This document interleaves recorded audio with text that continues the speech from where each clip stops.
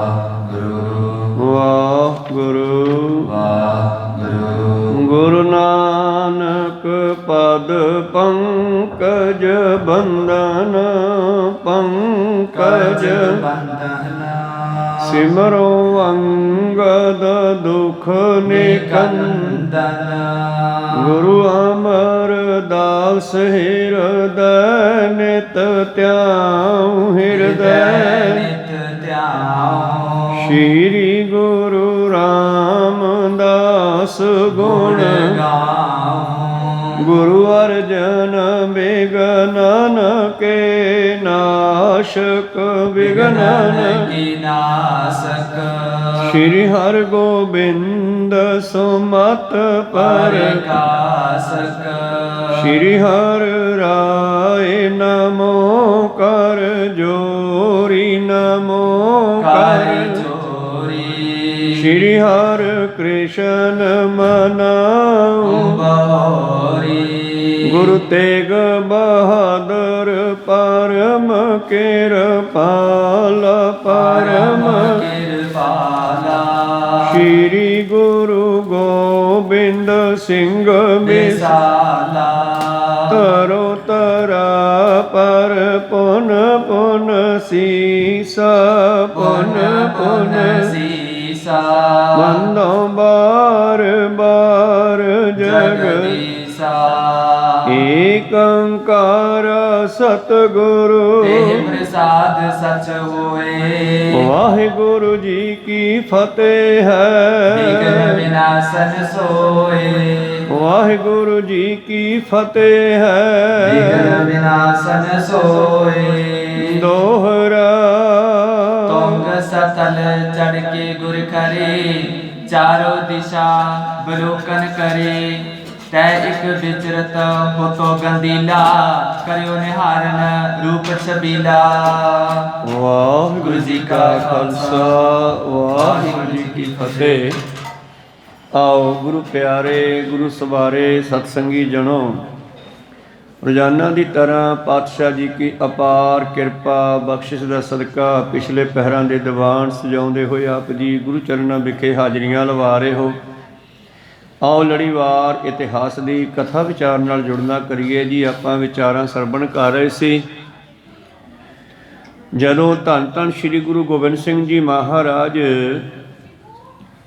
ਰਵਾਲਸਰ ਦੇ ਤੀਰਥ ਦੇ ਮੇਲੇ ਤੇ ਗਏ ਆ, ਜਿਹਨੂੰ ਸਕੇਤ ਮੰਡੀ ਕਹਿੰਦੇ ਆ। ਸਕੇਤ ਮੰਡੀ ਕਰਕੇ ਉਹ ਇਲਾਕਾ ਬੜਾ ਮਸ਼ਹੂਰ ਹੈ। ਮੰਡੀ ਵੀ ਕਹਿ ਦਿੰਦੇ ਆ ਪਹਾੜਾਂ ਦੇ ਵਿੱਚ ਉਸ ਨੂੰ। ਤੋ ਸਕੇਤ ਮੰਡੀ ਦਾ ਪੁਰਾਣਾ ਨਾਮ ਰਵਾਲਸਰ ਹੈ। ਜਦੋਂ ਪਾਤਸ਼ਾਹ ਜੀ ਨੇ ਰਵਾਲਸਰ ਦੇ ਮੇਲੇ ਨੂੰ 3-4 ਦਿਨ ਦੇਖਿਆ, ਪਹਾੜੀਏ ਮਿਲ ਕੇ ਮੁੜ ਗਏ ਔਰ ਸਤਿਗੁਰਾਂ ਨੇ ਆਪਣੀਆਂ ਸੰਗਤਾਂ ਨੂੰ ਵੀ ਵਾਪਸ ਮੋੜ ਦਿੱਤਾ। ਤੇ 5 ਸਿੰਘਾਂ ਦੇ ਨਾਲ ਇੱਕ ਮਾਲਵੀਆ ਨਾਮ ਦਾ ਪਹਾੜ ਹੈ, ਉਹਦੇ ਸਿਰੇ ਤੇ ਚੜ੍ਹ ਗਏ। ਜਾਂ ਚੋਟੀ ਤੇ ਗਏ ਤੇ ਉੱਥੇ ਗੰਧੀਲਾ ਭਾਵ ਪਹਾੜਾਂ 'ਚ ਰਹਿਣ ਵਾਲੇ ਮਨੁੱਖ, ਜਿਵੇਂ ਆਦੀਵਾਸੀ ਹੁੰਦੇ ਹਨ, ਇਸ ਤਰ੍ਹਾਂ ਦਾ ਇਹ ਗੰਧੀਲਾ ਜਿਹੜਾ ਹੈ, ਉਸ ਨੇ ਆ ਕੇ ਸਤਿਗੁਰੂ ਪਾਤਸ਼ਾਹ ਦੇ ਚਰਨਾਂ 'ਚ ਮੱਥਾ ਟੇਕ ਦਿੱਤਾ। ਤੇ ਧੰਨ ਧੰਨ ਸ੍ਰੀ ਗੁਰੂ ਗੋਬਿੰਦ ਸਿੰਘ ਮਹਾਰਾਜ ਜੀ ਨੂੰ ਪੁੱਛਦੇ, ਉਹ ਤੂੰ ਕੌਣ ਹੈ ਭਾਈ, ਸਾਨੂੰ ਕਿਵੇਂ ਮੱਥਾ ਟੇਕਿਆ ਹੈ? ਤਾਂ ਉਹ ਆਪਣੀ ਹੱਡਬੀਤੀ ਵਾਰਤਾ ਆਪਣੀ ਦੱਸਣ ਲੱਗੇ ਹੈ। ਤਾਂ ਕੀ ਕਹਿ ਰਿਹਾ ਸੀ? ਆਪਾਂ ਕੁਝ ਬਚਨ ਪਿਛਲੇ ਦਿਨੀ ਸਰਵਣ ਕੀਤੇ ਸੀ। ਆਓ ਅੱਗੇ ਆਰੰਭ ਕਰਕੇ ਸਰਵਣ ਕਰਦੇ ਹਾਂ। ਉਸ ਤੋਂ ਪਹਿਲਾਂ ਆਪਣੀਆਂ ਅਤੇ ਦਾਸਾਂ ਦੀਆਂ ਗੁਰੂ ਚਰਨਾਂ ਵਿੱਚ ਲਵਾਓ ਹਾਜ਼ਰੀਆਂ। ਗੁਰੂ ਕਾ ਬਖਸ਼ਿਆ ਫਤਿਹ ਦਾ ਨਾਅਰਾ ਕਰੋ ਬੁਲੰਦ ਗੱਜ ਕੇ, ਆਖੋ ਜੀ ਵਾਹਿਗੁਰੂ ਜੀ ਕਾ ਖਾਲਸਾ ਵਾਹਿਗੁਰੂ ਜੀ ਕੀ ਫਤਿਹ। ਦੋਹਰਾ ਤੁੰਗ ਸਤਲ ਚੜ੍ਹ ਕੇ ਗੁਰ ਖਰੇ। ਚਾਰੋ ਦਿਸ਼ਾ ਬਲੋਕਰ ਕਰੇ। ਜਦੋਂ ਮੇਰੇ ਪ੍ਰੀਤਮ ਜੀ ਮਾਲਵੀਆ ਪਹਾੜ ਦੇ ਸਿਰੇ ਤੇ ਜਾ ਖੜੇ, ਚਲੋ ਤੈ ਇੱਕ ਵਿਚਰਤ ਹੋਤੋ ਗੰਧੀਲਾ। ਕਰਿਓ ਨਿਹਾਰਨ ਰੂਪ ਛਬੀਲਾ। ਕਹਿੰਦੇ ਇੱਕ ਗੰਧੀਲਾ ਜਿਹੜਾ ਹੈ ਉਸ ਪਹਾੜ ਦੇ ਉੱਪਰ ਖੜਾ ਸੀ। ਸਤਿਗੁਰਾਂ ਦੀ ਸੁੰਦਰਤਾ ਨੂੰ ਦੇਖ ਕਰਕੇ ਜੀ ਸ਼ੀਗਰ ਕਰਤ ਚਰਨ ਪਰ ਪਰਿਓ। ਹੱਥ ਜੋਰ ਸਨਮੁਖ ਪੁਨ ਖਰਿਓ। ਜਦੋਂ ਉਸ ਨੇ ਭੱਜ ਕੇ ਆ ਕੇ ਸਤਿਗੁਰਾਂ ਦੇ ਚਰਨਾਂ ਤੇ ਨਮਸਕਾਰ ਕੀਤੀ, ਮੱਥਾ ਟੇਕਿਆ ਤੇ ਹੱਥ ਬੰਨ ਕੇ ਖੜਾ ਹੋ ਗਿਆ ਜੀ।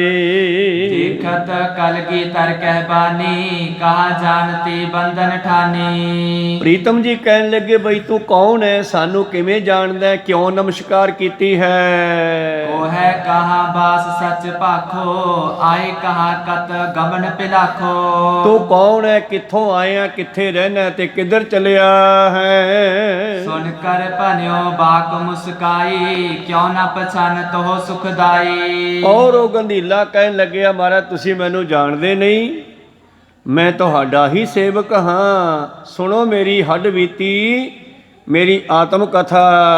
ਸ਼੍ਰੀ ਸਤਿਗੁਰ ਸੁਣੀਏ ਮਮ ਕਾਥਾ, ਪ੍ਰਥਮ ਬਿਰਤਾਤ ਕਹੋ ਤੁਮ ਸਾਥਾ। ਮੈਂ ਆਪਣਾ ਪਿਛਲਾ ਜਿਹੜਾ ਹੱਡ ਬੀਤੀ ਹੈ, ਮੇਰੀ ਆਪਣੀ ਜਿਹੜੀ ਗਾਥਾ ਹੈ ਉਹ ਦੱਸਣੀ ਕਰਦਾ ਹਾਂ। ਮੈਰੀ ਵਾਕਾ ਨੰਦਨ ਪਿਆਰੋ, ਜਗ ਰੇਵਾਲ ਨਾਮ ਮੁਝ ਡਾਰੋ। ਜਿਸ ਦੇ ਨਾਮ ਤੇ ਰਵਾਲਸਰ ਤੀਰਥ ਦਾ ਨਾਮ ਰੱਖਿਆ ਗਿਆ, ਇਹ ਉਹ ਰੇਵਾ ਹੈ, ਉਹ ਰੇਵਾ ਦਾ ਪੁੱਤਰ ਹੈ। ਤੇ ਕਹਿਣ ਲੱਗਿਆ ਜੀ ਮੇਰੀ ਮਾਤਾ ਰੇਵਾ ਸੀ, ਮੈਂ ਉਸ ਦਾ ਪੁੱਤਰ ਰੇਵਾਲ ਹਾਂ, ਮੇਰਾ ਨਾਮ ਰੇਵਾਲ ਹੈ ਜੀ। ਇਮ ਮਾਤਾ ਭਾਖਿਓ ਉਪਦੇਸ਼ੂ, ਹੈ ਸੁਤ ਤਪ ਕੋ ਤਪੋ ਬਸ਼ੀਸ਼ੂ। ਔਰ ਮੇਰੀ ਮਾਤਾ ਨੇ ਮੈਨੂੰ ਕਿਹਾ ਪੁੱਤਰ ਤਪੱਸਿਆ ਕਰਨੀ ਚਾਹੀਏ ਜੀ। ਜਗਤ ਬਿਖੇ ਜੀਤੀ ਵਡਿਆਈ, ਜਿਨ ਕਿਨ ਤਪ ਕੋ ਤਪ ਕਰ ਪਾਈ। ਅੱਜ ਤੱਕ ਜਿਨ੍ਹਾਂ ਨੇ ਵੀ ਸੰਸਾਰ ਚੋਂ ਕੁਝ ਪ੍ਰਾਪਤ ਕੀਤਾ, ਵਡਿਆਈ ਪ੍ਰਾਪਤ ਕੀਤੀ ਹੈ, ਮਹਿਮਾ ਪ੍ਰਾਪਤ ਕੀਤੀ ਹੈ, ਜਾਂ ਅਨੇਕਾਂ ਤਰ੍ਹਾਂ ਦੇ ਸੁੱਖ ਪ੍ਰਾਪਤ ਕੀਤੇ ਹਨ, ਉਹ ਸਿਮਰਨ ਭਜਨ ਬੰਦਗੀ ਤਪੱਸਿਆ ਕਰਕੇ ਹੀ ਪ੍ਰਾਪਤ ਕੀਤੇ ਹਨ। ਤਪ ਤੇ ਕਛੂ ਦੁਲਭ ਜਗ ਨਾਹੀ, ਅਤ ਤੇ ਅਤ ਸ਼ਕਤੀ ਤਪ ਮਾਹੀ। ਔਰ ਤਪੱਸਿਆ ਦੇ ਵਾਸਤੇ ਜਿਹੜਾ ਤਪੱਸਿਆ ਕਰਦਾ ਉਹਦੇ ਵਾਸਤੇ ਕੋਈ ਵੀ ਚੀਜ਼ ਦੁਰਲਭ ਬਣੀ, ਅਤ ਤੋਂ ਅਤ ਪਰੇ ਤੋਂ ਪਰੇ ਸ਼ਕਤੀਆਂ ਉਹਨੂੰ ਮਿਲ ਜਾਂਦੀਆਂ। ਔਰ ਇਸੇ ਬਚਨ ਨੂੰ ਆਪਾਂ ਗੁਰਬਾਣੀ ਚੋਂ ਪੜ੍ਹ ਲਈਏ, ਇੱਛਾ ਪੂਰਕ ਸਰਬ ਸੁਖ ਦਾਤਾ ਹਰ, ਜਾ ਕੇ ਵਸ ਹੈ ਕਾਮ ਧੇਨਾ। ਸੋ ਐਸਾ ਹਰ ਧਿਆਈਐ ਮੇਰੇ ਜੀਅੜੇ, ਤਾਂ ਸਰਬ ਸੁਖ ਪਾਵੈ ਮੇਰੇ ਮਨਾ। ਜਪ ਮਨ ਸਤਨਾਮ ਸਦਾ ਸਤਨਾਮ, ਹਲਤ ਪਲਤ ਮੁਖੀ ਉਜਲ ਹੋਈਆ, ਨੇ ਧਿਆਈਐ ਹਰ ਪੁਰਖ ਨਿਰੰਜਨਾ। ਇਸੇ ਹੀ ਭਾਈ ਸਾਹਿਬ ਦੀ ਵਰਡਿੰਗ ਨੂੰ ਆਪਾਂ ਗੁਰਬਾਣੀ ਚੋਂ ਵੀ ਕਲੀਅਰ ਕਰ ਲਿਆ। ਭਾਵ ਹਿੰਦੂ ਮਤ ਵਿੱਚ ਕਾਮ ਧੇਨ ਗਊ ਮੰਨੀ ਗਈ ਹੈ। ਕੋਈ ਕਹਿੰਦੇ ਉਹਦੇ ਕੋਲੋਂ ਕਲਪ ਬਿਰਸ਼ ਕੋਲੋਂ ਕਾਮ ਧੇਨ ਗਊ ਕੋਲੋਂ ਸਭ ਕੁਝ ਮਿਲਦਾ ਹੈ, ਪਰ ਸਤਿਗੁਰੂ ਪਾਤਸ਼ਾਹ ਕਹਿੰਦੇ ਇਹਨਾਂ ਕਰਮ ਕਾਂਡਾਂ ਚੋਂ ਨਿਕਲੋ, ਪਰਮੇਸ਼ਰ ਦਾ ਨਾਮ ਹੀ ਸਭ ਕੁਝ ਦੇਣ ਵਾਲਾ ਹੈ। ਅਸਲ ਦੇ ਵਿੱਚ ਇਹ ਸਾਰੀਆਂ ਸ਼ਕਤੀਆਂ ਵੀ ਉਹਦੇ ਅੰਡਰ ਹਨ। ਸਭ ਤੋਂ ਵੱਡਾ ਸਤਿਗੁਰੂ ਨਾਨਕ ਜਿਵੇਂ ਬਚਨ ਲਿਖਿਆ ਹੈ, ਪ੍ਰੀਤਮ ਜੀ ਕਹਿੰਦੇ ਮੇਰੀ ਮਾਤਾ ਕਹਿੰਦੀ ਪੁੱਤਰ ਤੂੰ ਤਪ ਕਰ। ਵਿਸ਼ਨ ਆਦਤੇ ਬਡੋ ਬਡੇਰੇ, ਤਪ ਮੈਂ ਪ੍ਰੀਤ ਕਰਤ ਨਿਤ ਹੇਰੇ। ਔਰ ਵੱਡੇ ਵੱਡੇ ਬਰਮਾ ਵਿਸ਼ਨੂੰ ਮਹੇਸ਼ ਵਰਗੇ ਇਹ ਪਰਮੇਸ਼ਰ ਤੋਂ ਹੇਠਾਂ ਹੈ। ਭਾਵੇਂ ਹਿੰਦੂ ਮਤ ਨੇ ਉਹਨਾਂ ਨੂੰ ਰੱਬ ਮੰਨਿਆ ਹੋਇਆ, ਪਰ ਪਾਤਸ਼ਾਹ ਕਹਿੰਦੇ ਠੀਕ ਹੈ, ਆਪ ਆਪਣੀ ਬੁੱਧ ਹੈ ਜੇਤੀ, ਬਨਤ ਭਿੰਨ ਭਿੰਨ ਤੋ ਹੈ ਤੇਤੀ। ਤੁਮਰਾ ਲਖਾ ਨਾ ਜਾਏ ਪਸਾਰਾ, ਕੇ ਬਿਸਰਾ ਪ੍ਰਥਮ ਸੰਸਾਰਾ। ਮਹਾਦੇਵ ਕੋ ਕਹਿਤ ਸਦਾ ਸ਼ਿਵ, ਨਿਰੰਕਾਰ ਕਾ ਚੀਨਤ ਨਹਿ ਪਿਵ। ਤੋ ਗੁਰੂਆਂ ਨੇ ਸਾਨੂੰ ਸਭ ਤੋਂ ਉੱਤਮ ਦਰਜੇ ਦੀ ਗੱਲ ਦੱਸੀ ਹੈ। ਗੁਰੂ ਪਿਆਰਿਓ, ਇਹ ਬਰਮਾ ਵਿਸ਼ਨੂੰ ਮਹੇਸ਼ ਵਰਗੇ ਵੀ ਥੱਲੇ ਹਨ। ਪਾਰ ਬ੍ਰਹਮ ਕੀ ਦੇਹ ਮੋ, ਕੋਟ ਕ ਵਿਸ਼ਨ ਮਹੇਸ਼, ਕੋਟ ਇੰਦਰ ਬ੍ਰਹਮਾ ਕਿਤੇ, ਰਬ ਸਸ ਕਰੋੜ ਜਲੇਸ। ਦੇਖੋ ਵਿਰਾਟ ਸਰੂਪ ਦੇ ਵਿੱਚ ਕਿਤਨੇ ਵਸਦੇ ਹਨ, ਕੋਈ ਅੰਤ ਨਹੀਂ ਹੈ। ਮਹਾਦੇਵ ਕੋ ਨੇਮਸ ਦੀਵਾ, ਨਿਸਬਾਸੁਰ ਤਪ ਮੈਂ ਤਿਰ ਥੀਵਾ। ਜਿਹੜਾ ਮਹਾਦੇਵ ਹੋਇਆ ਉਹ ਵੀ ਬੜੀ ਤਪੱਸਿਆ ਕਰਦਾ ਹੈ, ਉਹ ਤਾਂ ਲਗਾਤਾਰ ਹੀ ਤਪੱਸਿਆ ਵਿੱਚ ਬੈਠਾ ਰਹਿੰਦਾ ਹੈ। ਮੰਨਿਆ ਸ਼ਿਵ ਜੀ ਦੀ, ਭਾਵ ਮਹਾਦੇਵ ਦੀ ਬੜੀ ਲੰਬੀ ਸਮਾਧੀ ਹੈ। ਕਮਲ ਆਸਨ ਜਬ ਉਤਪਤ ਪੇ ਹੋ, ਬੈਠਿਓ ਕਮਲ ਕਮਲ ਨਿਪਜਿਓ। ਪਿਛਲੇ ਦਿਨੀ ਆਪਾਂ ਇਹ ਬ੍ਰਹਮਾ ਦੀ ਗੱਲ ਕੀਤੀ ਸੀ ਕਿ ਬ੍ਰਹਮਾ ਵੀ ਕਮਲ ਦੇ ਵਿੱਚੋਂ ਪੈਦਾ ਹੋਇਆ ਤੇ ਕਮਲ ਦੇ ਫੁੱਲ ਤੇ ਬੈਠ ਕੇ ਫਿਰ ਤਪੱਸਿਆ ਵਿੱਚ ਲੱਗ ਗਿਆ ਜੀ। ਅਬ ਆਕਾਸ਼ ਬਾਣੀ ਸਮਝਾਇਓ, ਤਪ ਪਿਨ ਬਲ ਨੈ ਕਿਨਹੁ ਪਾਇਓ। ਉਹ ਬ੍ਰਹਮਾ ਵੀ ਹੰਕਾਰੀ ਹੋ ਗਿਆ ਸੀ, ਕਹਿੰਦਾ ਮੇਰੇ ਵਰਗਾ ਕੋਈ ਨਹੀਂਗਾ, ਮੈਂ ਹੀ ਸਭ ਤੋਂ ਵੱਡਾ, ਇੱਥੇ ਕੋਈ ਰੱਬ ਨਹੀਂ, ਸਾਰੇ ਪਾਣੀ ਪਾਣੀ ਆ, ਮੈਂ ਇਕੱਲਾ ਹੀ ਬੈਠਾ ਕਮਲ ਦੇ ਫੁੱਲ ਤੇ। ਆਕਾਸ਼ਬਾਣੀ ਹੋਈ ਜਿਹਨੇ ਤੈਨੂੰ ਪੈਦਾ ਕੀਤਾ ਤੇ ਇੱਥੋਂ ਵੱਡਾ, ਸਾਡੀ ਮਾਂ ਸਾਥੋਂ ਵੱਡੀ ਹੈ, ਮਾਂ ਹੀ ਕਮਲ ਦਾ ਫੁੱਲ ਹੈ। ਉਹ ਕੋਈ ਸਤਨਾਮ ਤੋ ਕਹਿਣ ਲੱਗਿਆ ਅਹੰ ਬ੍ਰਹਮੀ ਅੰਸਮੀ, ਮੈਂ ਹੀ ਰੱਬ ਹਾਂ। ਤੇ ਆਕਾਸ਼ਬਾਣੀ ਹੋਈ ਨਹੀਂ ਨਹੀਂ, ਤੈਥੋਂ ਵੱਡਾ ਕੋਈ ਹੋਰ ਹੈ। ਸਿਆਣਿਆਂ ਨੇ ਮਾਂ ਨੂੰ ਰੱਬ ਦਾ ਦੂਜਾ ਰੂਪ ਦਾ ਦਰਜਾ ਵੀ ਦਿੱਤਾ ਹੈ। ਕੋਈ ਸਤਨਾਮ। ਤੋ ਜਦੋਂ ਨਾ ਮੰਨਿਆ ਤੇ ਫਿਰ ਉਹ ਕਹਿੰਦਾ ਮੈਂ ਦੇਖਦਾ ਲੱਤ ਮਾਰ ਕੇ ਇੱਕ ਬੱਚਾ ਜਿਹੜਾ ਹੈ ਮਾਂ ਨੂੰ ਵੱਡਾ ਹੋਇਆ, ਜਦ ਵੱਡਾ ਹੋ ਕੇ ਮਾਂ ਨੂੰ ਝਿੜਕਦਾ, ਮਾਂ ਫਿਰ ਵੀ ਦਿਲ ਦੇ ਵਿੱਚ ਉਹਦੇ ਵਾਸਤੇ ਅਸੀਸ ਛੱਡਦੀ ਆ। ਕੋਈ ਸਤਿਨਾਮ ਕਦੇ ਨਹੀਂ ਕਹਿੰਦੀ ਤੂੰ ਖਤਮ ਹੋ ਜੇ, ਇਦਾਂ ਹੋ ਜੇ, ਜੋ ਹੋ ਜੇ, ਭਾਵੇਂ ਮਾਂ ਉੱਤੋਂ ਕਹਿ ਦੇਵੇ ਪਰ ਅੰਦਰੋਂ ਨਹੀਂ ਕਹਿੰਦੀ। ਕੋਈ ਸਤਿਨਾਮ, ਕਿਉਂਕਿ ਮਾਂ ਨੂੰ ਪਤਾ ਕਿ ਮੈਂ ਪੁੱਤਰ ਮਸਾ ਲਿਆ ਹੈ। ਇਹ ਬ੍ਰਹਮਾ ਕਹਿੰਦਾ ਦੇਖਦਾ ਭਲਾ ਮੈਂ ਲੱਤ ਮਾਰ ਕੇ, ਜੇ ਤਾਂ ਮੇਰੀ ਲੱਤ ਝੱਲ ਗਿਆ ਫਿਰ ਤਾਂ ਮੈਂ ਮੰਨੂਗਾ ਮੈਥੋਂ ਵੱਡਾ, ਜੇ ਨਾ ਝੱਲੀ ਗਈ ਤਾਂ ਫਿਰ ਇਹ ਛੋਟਾ। ਇਹਨੇ ਲੱਤ ਮਾਰੀ, ਇੱਕ ਵਾਰੀ ਤਾਂ ਉਹ ਕਮਲ ਦਾ ਫੁੱਲ ਕਹਿੰਦੇ ਇੱਦਾਂ ਝੂਲ ਕੇ ਖੜ ਗਿਆ, ਪਰ ਦੂਜੀ ਵਾਰੀ ਉਹਨੇ ਲੱਤ ਉਹਦੇ ਸੈਂਟਰ ਜਦ ਮਾਰੀ ਤੇ ਉਹ ਇੱਦਾਂ ਉਹਦੀ ਨਾਲੀ ਜਿਹੜੀ ਸੀ ਉਹ ਚੌੜੀ ਹੋ ਗਈ ਤੇ ਉਹਦੇ ਵਿੱਚ ਡਿੱਗ ਪਿਆ। ਫਿਰ ਡਿੱਗਦਾ ਜਾ ਰਿਹਾ, ਬਚਾਓ ਬਚਾਓ ਕਰਦਾ। ਆਕਾਸ਼ਬਾਣੀ ਆਵਾਜ਼ ਆਈ, ਹੁਣ ਤੂੰ ਕਿਹਨੂੰ ਕਹਿਣਾ ਬਚਾਓ, ਜੋ ਤੇਥੋਂ ਵੱਡਾ ਹੀ ਕੋਈ ਨਹੀਂ, ਤੈਨੂੰ ਬਚਾਊ ਕੌਣ? ਫਿਰ ਉਹ ਮੰਨ ਗਿਆ ਵੀ ਹਾਂ ਮੈਥੋਂ ਵੱਡੀ ਕੋਈ ਸ਼ਕਤੀ ਹੈ। ਤਾਂ ਫਿਰ ਆਕਾਸ਼ਬਾਣੀ ਆਈ, ਤਪ ਕਰ ਤਪ ਕਰ ਤਪ ਕਰ। ਫਿਰ ਉਸ ਬ੍ਰਹਮਾ ਨੇ ਭਾਵ ਉਹ ਜੀਵ ਨੇ ਫਿਰ ਤਪੱਸਿਆ ਕੀਤੀ ਤੇ ਫਿਰ ਕੀ ਹੋਇਆ? ਸਾਕਤ ਵਿਸਾਲ ਚਾਹੇ ਜੇ ਪਾਏ, ਤਪ ਕਰੀਏ ਚਿਰ ਲਗ ਸਮਦਾਏ। ਔਰ ਬ੍ਰਹਮਾ ਨੇ ਵੀ ਉਹ ਤਪੱਸਿਆ ਕਰਕੇ ਦੁਨੀਆ ਨੂੰ ਸਾਜਣ ਦੀ ਸ਼ਕਤੀ ਲਈ ਆ। ਤੁਹਾਡੇ ਸਾਰਿਆਂ ਦੇ ਵਿੱਚ ਹੀ ਉਹ ਬ੍ਰਹਮਾ ਹੈਗਾ। ਉਹ ਬ੍ਰਹਮਾ ਨੇ ਵੀ ਸਿਮਰਨ ਕਰਕੇ ਹੀ ਪਰਮੇਸ਼ਰ ਦੇ ਕੋਲੋਂ ਦੁਨੀਆ ਨੂੰ ਸਾਜਣ ਦੀ ਸ਼ਕਤੀ ਲਈ ਹੈ। ਪੁੱਤਰ ਰਿਵਾਲ, ਜੇ ਤੂੰ ਵੀ ਚਾਹੁੰਦਾ ਸ਼ਕਤੀਆਂ ਪਾਉਣੀਆਂ ਤਾਂ ਤਪੱਸਿਆ ਕਰਿਆ ਕਰੋ ਜੀ। ਸੁਣ ਤਪ ਤੀਸੇ ਬ੍ਰਹਮਾ ਕੀਨਾ, ਜਗ ਸਿਰਜਨ ਕੀ ਸ਼ਕਤੀ ਕੀਨਾ। ਬ੍ਰਹਮਾ ਨੇ ਵੀ ਪਰਮੇਸ਼ਰ ਨੂੰ ਸਿਮਰ ਕੇ ਹੀ ਸ੍ਰਿਸ਼ਟੀ ਨੂੰ ਸਾਜਣ ਦੀ, ਜੀਵਾਂ ਨੂੰ ਪੈਦਾ ਕਰਨ ਦੀ ਤਾਕਤ ਲਈ ਹੈ। ਸੁਰ ਨਰ ਮੇਹ ਤੀਨ ਵਡੇਰੇ, ਤਪ ਕੋ ਤਪੇ ਮਹਾਤਮ ਹੀਰੇ। ਹਿੰਦੂ ਮਤ ਵਿੱਚ ਇਹ ਤਿੰਨ ਵੱਡੇ ਮੰਨੇ ਗਏ ਹਨ ਦੇਵਤਿਆਂ ਵਿੱਚੋਂ। ਤਾਂ 33 ਕਰੋੜ ਦੇਵਤਾ ਮੰਨਿਆ ਗਿਆ ਹੈ ਔਰ ਸਾਡੇ ਸਰੀਰ ਦੇ ਵਿੱਚ ਹੀ ਸਭ ਕੁਝ ਹੈ। ਪ੍ਰੀਤਮ ਦੀ ਬਾਣੀ ਜੋ ਫਿਰ ਆਪਾਂ ਕਲੀਅਰ ਕਰੀਏ, ਇਸ ਕਾਇਆ ਅੰਦਰ ਸਭ ਕੁਛ ਵਸੈ, ਖੰਡ ਮੰਡਲ ਪਾਤਾਲਾ, ਇਸ ਕਾਇਆ ਅੰਦਰ ਬਰਮਾ ਵਿਸ਼ਨ ਮਹੇਸ਼ ਵਸੈ, ਜੋ ਸਭਨਾ ਕਰੇ ਪ੍ਰਤਪਾਲਾ। ਉਹ ਤਿੰਨੇ ਵੀ ਇਹਦੇ ਵਿੱਚ ਹੀ ਆ। 33 ਕਰੋੜ ਦੇਵਤਾ ਤੁਹਾਡੇ ਰੋਮ ਰੋਮ ਦੇ ਵਿੱਚ ਇੱਕ ਇੱਕ ਦੇਵਤਾ ਬੈਠਾ। ਕੋਈ ਸਤਿਨਾਮ। ਉਹਨਾਂ ਕੋਲੇ ਕੋਈ ਸਰੀਰ ਨਹੀਂ ਹੈਗਾ, ਉਹ ਸਾਡੇ ਸਰੀਰਾਂ ਦੇ ਰਾਹੀਂ ਕੰਮ ਕਰਦੇ ਹੈ। ਇਸ ਦੇਹੀ ਕੋ ਸਿਮਰੈ ਦੇਵ, ਸੋ ਦੇਹੀ ਭਜ ਹਰ ਕੀ ਸੇਵ। ਇਸ ਕਰਕੇ ਉਹ 33 ਕਰੋੜ ਦੇਵਤਾ ਜਿਨ੍ਹਾਂ ਦੇ ਤਿੰਨ ਵੱਡੇ ਮੰਨੇ ਗਏ ਨੇ, ਉਹ ਦੁਨੀਆ ਵਿੱਚ ਸਲਾਉਣ ਯੋਗ ਹੈ ਤੇ ਲੋਨਾਂ ਨੇ ਸਿਮਰਨ ਕਰਕੇ ਹੀ ਸਭ ਪਾਇਆ। ਆਪਰਨ ਕੀ ਗਿਣਤੀ ਕਹੋ ਕਹਾ, ਜਾਤੇ ਪੁੱਤਰ ਕਰੋ ਤਪ ਮਹਾ। ਇਸ ਕਰਕੇ ਪੁੱਤਰ ਮੈਂ ਤਿੰਨਾਂ ਦੀ ਗੱਲ ਕਰਦੀ ਆ, ਹੋਰ ਤਾਂ ਵੈਸੇ ਬਥੇਰੇ ਹੈਗੇ ਆ, ਤੂੰ ਤਪੱਸਿਆ ਕਰਿਆ ਕਰ। ਸੁਣ ਜਨਨੀ ਤੇ ਅਸ ਉਪਦੇਸ਼ੋ, ਤਪ ਕੋ ਤਾਪਤ ਰਹੋ ਵਿਸ਼ੇਸ਼ੋ। ਤੋ ਪਾਤਸ਼ਾਹ ਮੈਂ ਆਪਣੀ ਮਾਤਾ ਦੇ ਕੋਲੋਂ ਇਹ ਬਚਨ ਸੁਣ ਕਰਕੇ ਉਹਦਾ ਹੁਕਮ ਮੰਨ ਕਰਕੇ ਮੈਂ ਤਪੱਸਿਆ ਕਰਨੀ ਸ਼ੁਰੂ ਕੀਤੀ ਜੀ। ਫਿਰ ਹੋਏ ਪੁੱਤਰ ਖੰਡ ਸਥਾਏ, ਤਪ ਕਰਤੇ ਜੁਗ ਤੀਨ ਬਿਤਾਏ। ਉੱਤਰਾਖੰਡ, ਆ ਹੁਣ ਟੀਵੀ ਤੇ ਖਬਰਾਂ ਹੀ ਆ ਰਹੀਆਂ, ਜਿੱਥੇ ਇੱਕ ਹੜ੍ਹ ਜਾ ਆ ਗਿਆ ਪਾਣੀ ਦਾ, ਉਹਨੂੰ ਉੱਤਰਾਖੰਡ ਕਹਿੰਦੇ ਆ। ਉਹ ਹਿਮਾਲਿਆ ਪਰਬਤ ਉਧਰ ਹੇਮਕੁੰਡ ਸਾਹਿਬ ਵਾਲੇ ਪਾਸੇ ਹੈ। ਗੁਰੂ ਪਿਆਰਿਓ, ਉਸ ਇਲਾਕੇ ਦੇ ਵਿੱਚ ਤਪੋਬਨ ਵੀ ਇੱਕ ਧਰਤੀ ਹੈ ਜਿੱਥੇ ਬਹੁਤ ਰਿਸ਼ੀਆਂ ਨੇ ਬੈਠ ਕੇ ਤਪੱਸਿਆ ਕੀਤੀ ਆ। ਇਹ ਉਹੋ ਇਲਾਕਾ ਹੈ, ਉਹ ਸਾਈਡ ਹੈ। ਔਰ ਉਸੇ ਇਲਾਕੇ ਦੇ ਵਿੱਚ ਜਿਹੜਾ ਉਹ ਰਵਾਲਸਰ ਦੇ ਵਿੱਚ ਮੈਂ ਸੁਣਿਆ ਸੀਗਾ, ਇੱਥੋਂ ਕਥਾ ਚੋਂ ਪੜ੍ਹਿਆ ਤੇ ਕੱਲ ਪਰਸੋਂ ਟੀਵੀ ਵਾਲਿਆਂ ਨੇ ਵੀ ਦਿਖਾਇਆ ਵੀ ਵਾਕਿਆ ਇੱਕ ਜਿਹੜੀ ਧਰਤੀ ਹੈ ਨਾ, ਉਹ ਪਾਣੀ ਵਿੱਚ ਘੁੰਮ ਰਹੀ ਹੈ। ਇਸ ਤਰ੍ਹਾਂ ਘੁੰਮ ਰਹੀ ਹੈ, ਝੀਲ ਦੇ ਵਿੱਚ ਘੁੰਮਦਾ ਦਿਖਾਇਆ ਇੱਕ ਟਾਪੂ।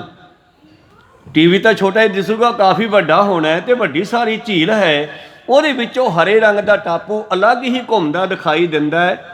ਮਤਲਬ ਕਿ ਉਹ ਪਹਾੜ ਹੈ ਇੱਕ, ਜਿਸ ਨੂੰ ਵੇਖਣ ਵਾਸਤੇ ਸਤਿਗੁਰਾਂ ਦੇ ਪਰਿਵਾਰ ਨੇ ਬੇਨਤੀ ਕੀਤੀ ਸੀ।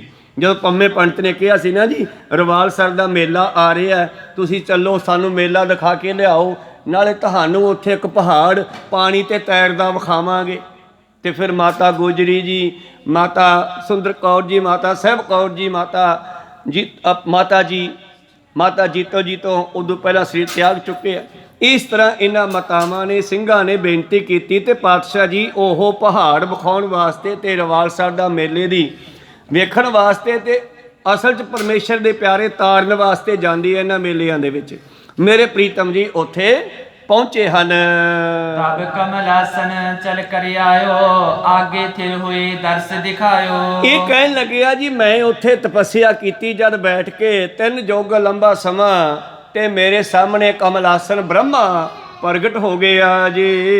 विबद बिदन में उस्तत कीना चरण कमल पर सिर धर दीना। ਔਰ ਮੈਂ ਉਹਦੀ ਬੜੀ ਸਿਫਤ ਕੀਤੀ, ਉਹਨੂੰ ਮੱਥਾ ਟੇਕਿਆ ਤੇ ਮੈਨੂੰ ਕਹਿੰਦਾ होए प्रसन्न बिद बाक बखाना ओह नाग नंदन सुन काना।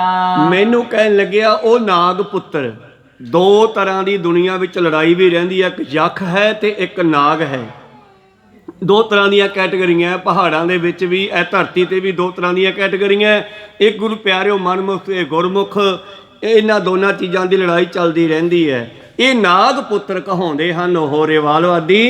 ਕਹਿਣ ਲੱਗੇ ਉਹ ਨਾਗ ਪੁੱਤਰ तपते साधन कीन कनेरे बर चाहो जिम है उर तेरे। ਔਰ ਪੁੱਤਰ ਤੂੰ ਤਪੱਸਿਆ ਬੜੀ ਲੰਮੀ ਕੀਤੀ ਆ, ਮੈਂ ਖੁਸ਼ ਹੋਇਆ, ਬੋਲ ਤੈਨੂੰ ਕੀ ਚਾਹੀਦਾ ਮੰਗ। सुन ब्रह्मा ते जुग कर जोरे जाचो जथा मनोरथ मोरे। ਮੈਂ ਬ੍ਰਹਮਾ ਨੂੰ ਦੋਨੇ ਹੱਥ ਬੰਨ ਕੇ ਬੇਨਤੀ ਕੀਤੀ, ਮਹਾਰਾਜ आदिक विभूत राजसी पाहो निज पर दीजे राज कमाओ। ਮੈਨੂੰ ਵਰ ਦਿਓ ਕਿ ਮੈਂ ਲੰਮਾ ਸਮਾਂ ਰਾਜ ਭੋਗਾਂ ਤੇ ਮੇਰਾ ਬਹੁਤ ਵੱਡਾ ਰਾਜ ਹੋਵੇ। ਔਰ ਰੰਗਜੇਬ ਨੇ ਵੀ ਤਪੱਸਿਆ ਕਰਕੇ ਰਾਜ ਮੰਗਿਆ, ਪਰ ਦੁਸ਼ਟ ਦਮਨ ਜੀ ਨੇ ਤਪੱਸਿਆ ਕਰਕੇ ਫਿਰ ਪਰਮੇਸ਼ਰ ਨੂੰ ਮੰਗਿਆ ਕਿ ਮਾਦੇਹ ਸ਼ਿਵਾ ਬਰ ਮੋਹੇ ਇਹ ਸ਼ੁਭ ਕਰਮਨ ਤੇ ਕਬੂ ਨਾ ਟਰੋ ਨਾ ਡਰੋ ਅਰਸੋਂ ਜਬ ਜਾਏ ਲੜੋ ਨਿਸ਼ਚੈ ਕਰੇ ਆਪਣੀ ਜੀਤ ਕਰੋ ਔਰ ਸਿੱਖ ਹਾਂ ਆਪਣੇ ਹੀ ਮਨ ਕੋ ਇਹ ਲਾਲਚ ਹੋ ਗੁਣ ਤੋ ਉਚਰੋ ਜਬ ਆਪ ਕੀ ਔਦ ਨਿਧਾਨ ਬਣੇ ਅਤ ਹੀ ਰਣ ਮੈਂ ਤਬ ਜੂਝ ਮਰੋ। तो 10वें पातशाह जी ने ये चीज़ मंगी ते औरंगे ने वो मंगी, औरंगा खत्म हो गया। 10वें पातशाह हजे भी सही सलामत दुनिया में विचर रहे न, सृष्टि का उधार कर रहे न। खैर मनोवृत्तियां उत्थे रखिए। कहन लगे मैं बेनती की मरा लम्मा राज होवे जी। सुन ब्रह्मा ते जुग कर जोरे जाचो जथा मनोरथ मोरे। तो मैं ब्रह्मा तो हथ बन के ए बेनती की, ए वर मंगना कीता। आदिक विभूत राजसी पाहो निज बर दीजे राज कमाओ। मेरे कोले विभूति भाव संपत्ति माया बहुत होवे ते मैं जिहड़ा है लम्मा समा राज भोगां जी। इमहे होए बिरंच उचारा विश्वकर्मा तत्काल हकारा। तो फिर जब जिस दी आराध्या करदे हो फिर कहंदे आ तथास्तु इदां ही होवेगा। कहंदे ब्रह्मा ने मैनू ये वर दे दिता पुत्र तेरा इदां ही राज होवेगा। फिर मंडप नगर करावन करियो अब मंडी जय नाम उचरियो। और मेरे महल पवा दिते, मेरे घर बन गए। मंडप कहंदे आ पिंड बसाउण नूं, ਤਾਂ ਕਹਿਣ ਲੱਗਿਆ ਮਹਿਲ ਬਣ ਗਏ, ਰਾਜ ਬਣ ਗਏ। ਹੁਣ ਇਸ ਨੂੰ ਸੁਕੇਤ ਮੰਡੀ ਕਹਿੰਦੇ ਆ, ਜਿੱਥੇ ਰਿਵਾਲ ਨੇ ਰਾਜ ਕੀਤਾ ਸੀ। ਭਾਵ ਇਹ ਭਾਈ ਸਾਹਿਬ ਲਿਖਦੇ ਨੇ ਕਿ ਉਹਦਾ ਨਾਮ ਅੱਜ ਸੁਕੇਤ ਮੰਡੀ ਹੈ। ਤਿਸ ਕੋ ਮੋਹੇ ਬਣਾਇਓ ਰਾਜਾ ਅਦਕ ਬਿਰਤਾਓ ਰਾਜ ਸਮਾਜਾ। ਇਹ 10ਵੇਂ ਪਾਤਸ਼ਾਹ ਨੂੰ ਦੱਸਦਾ, ਕਹਿੰਦਾ ਮਹਾਰਾਜ ਜੀ ਮੈਨੂੰ ਬ੍ਰਹਮਾ ਨੇ ਉਸ ਰਿਵਾਲ ਸਰ ਦਾ ਇਸ ਇਲਾਕੇ ਦਾ ਸੁਕੇਤ ਮੰਡੀ ਦਾ ਰਾਜਾ ਬਣਾ ਦਿੱਤਾ ਜੀ। ਜੀਤੇ ਦੇਸ਼ ਵਿਦੇਸ਼ ਵਿਸਾਲੇ ਕਰਿਓ ਰਾਜ ਮੈਂ ਬਹੁ ਬਲ ਨਾਲੇ। ਤੇ ਮਹਾਰਾਜ ਮੈਂ ਫਿਰ ਰਾਜ ਕੀਤਾ ਤੇ ਅਨੇਕਾਂ ਹੀ ਦੇਸ਼ਾਂ ਵਿਦੇਸ਼ਾਂ ਤੱਕ ਮੇਰੀ ਪਹੁੰਚ ਹੋ ਗਈ, मेरा राज फैल गया जी। त्रेष्ट जुग बीते सरीत भोगत अनदरि पुन कहो जीत। और इस तरह 63 युग ਜਿਹੜੇ ਹਨ ਰਾਜ ਭੋਗਦਿਆਂ ਬਤੀਤ ਹੋ ਗਏ, ਦੁਸ਼ਮਣਾਂ ਨੂੰ ਜਿੱਤਦਿਆਂ ਹੋਇਆਂ ਵੈਰੀਆਂ ਨੂੰ। ਤਬ ਜਛਨ ਸੋ ਰਨ ਮਮ ਪਰਿਓ ਹਤੇ ਹਜ਼ਾਰੋ ਸਨਮੁਖ ਡਰਿਓ।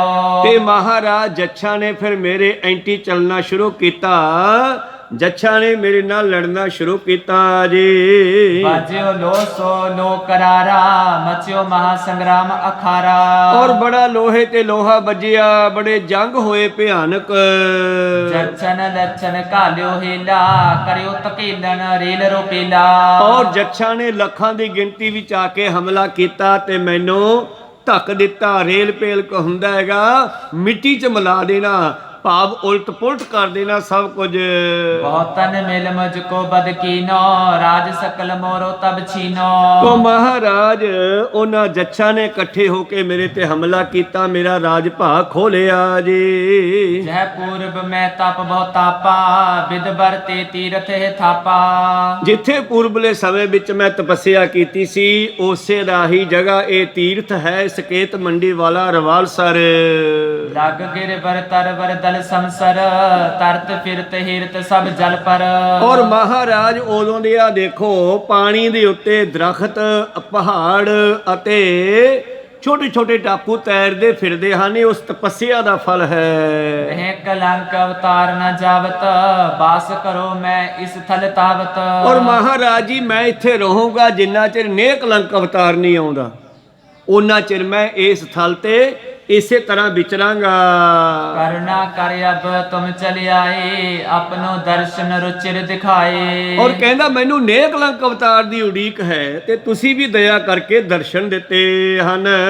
नारे अवतार आप तुम आहो सकल सकत तर रिप गन दहो। ਔਰ ਤੁਸੀਂ ਵੀ ਅਵਤਾਰ ਹੋ ਪਰਮੇਸ਼ਰ ਦੇ ਮਨੁੱਖਾ ਰੂਪ ਦੇ ਵਿੱਚ ਆਏ ਹੋ ਤੇ ਦੁਸ਼ਮਣਾਂ ਦਾ ਖਾਤਮਾ ਕਰਦੇ ਹੋ ਸ਼ਕਤੀ ਦੇ ਨਾਲ।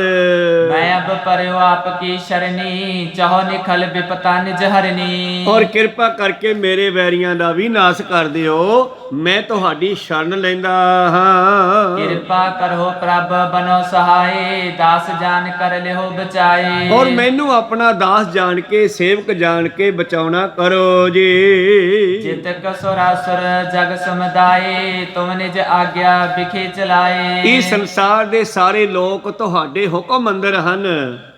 ਸੁਰ ਅਸੁਰ ਦੇਵਤੇ ਦੈਂਤ ਭਾਵ ਚੰਗੇ ਤੇ ਮਾੜੇ।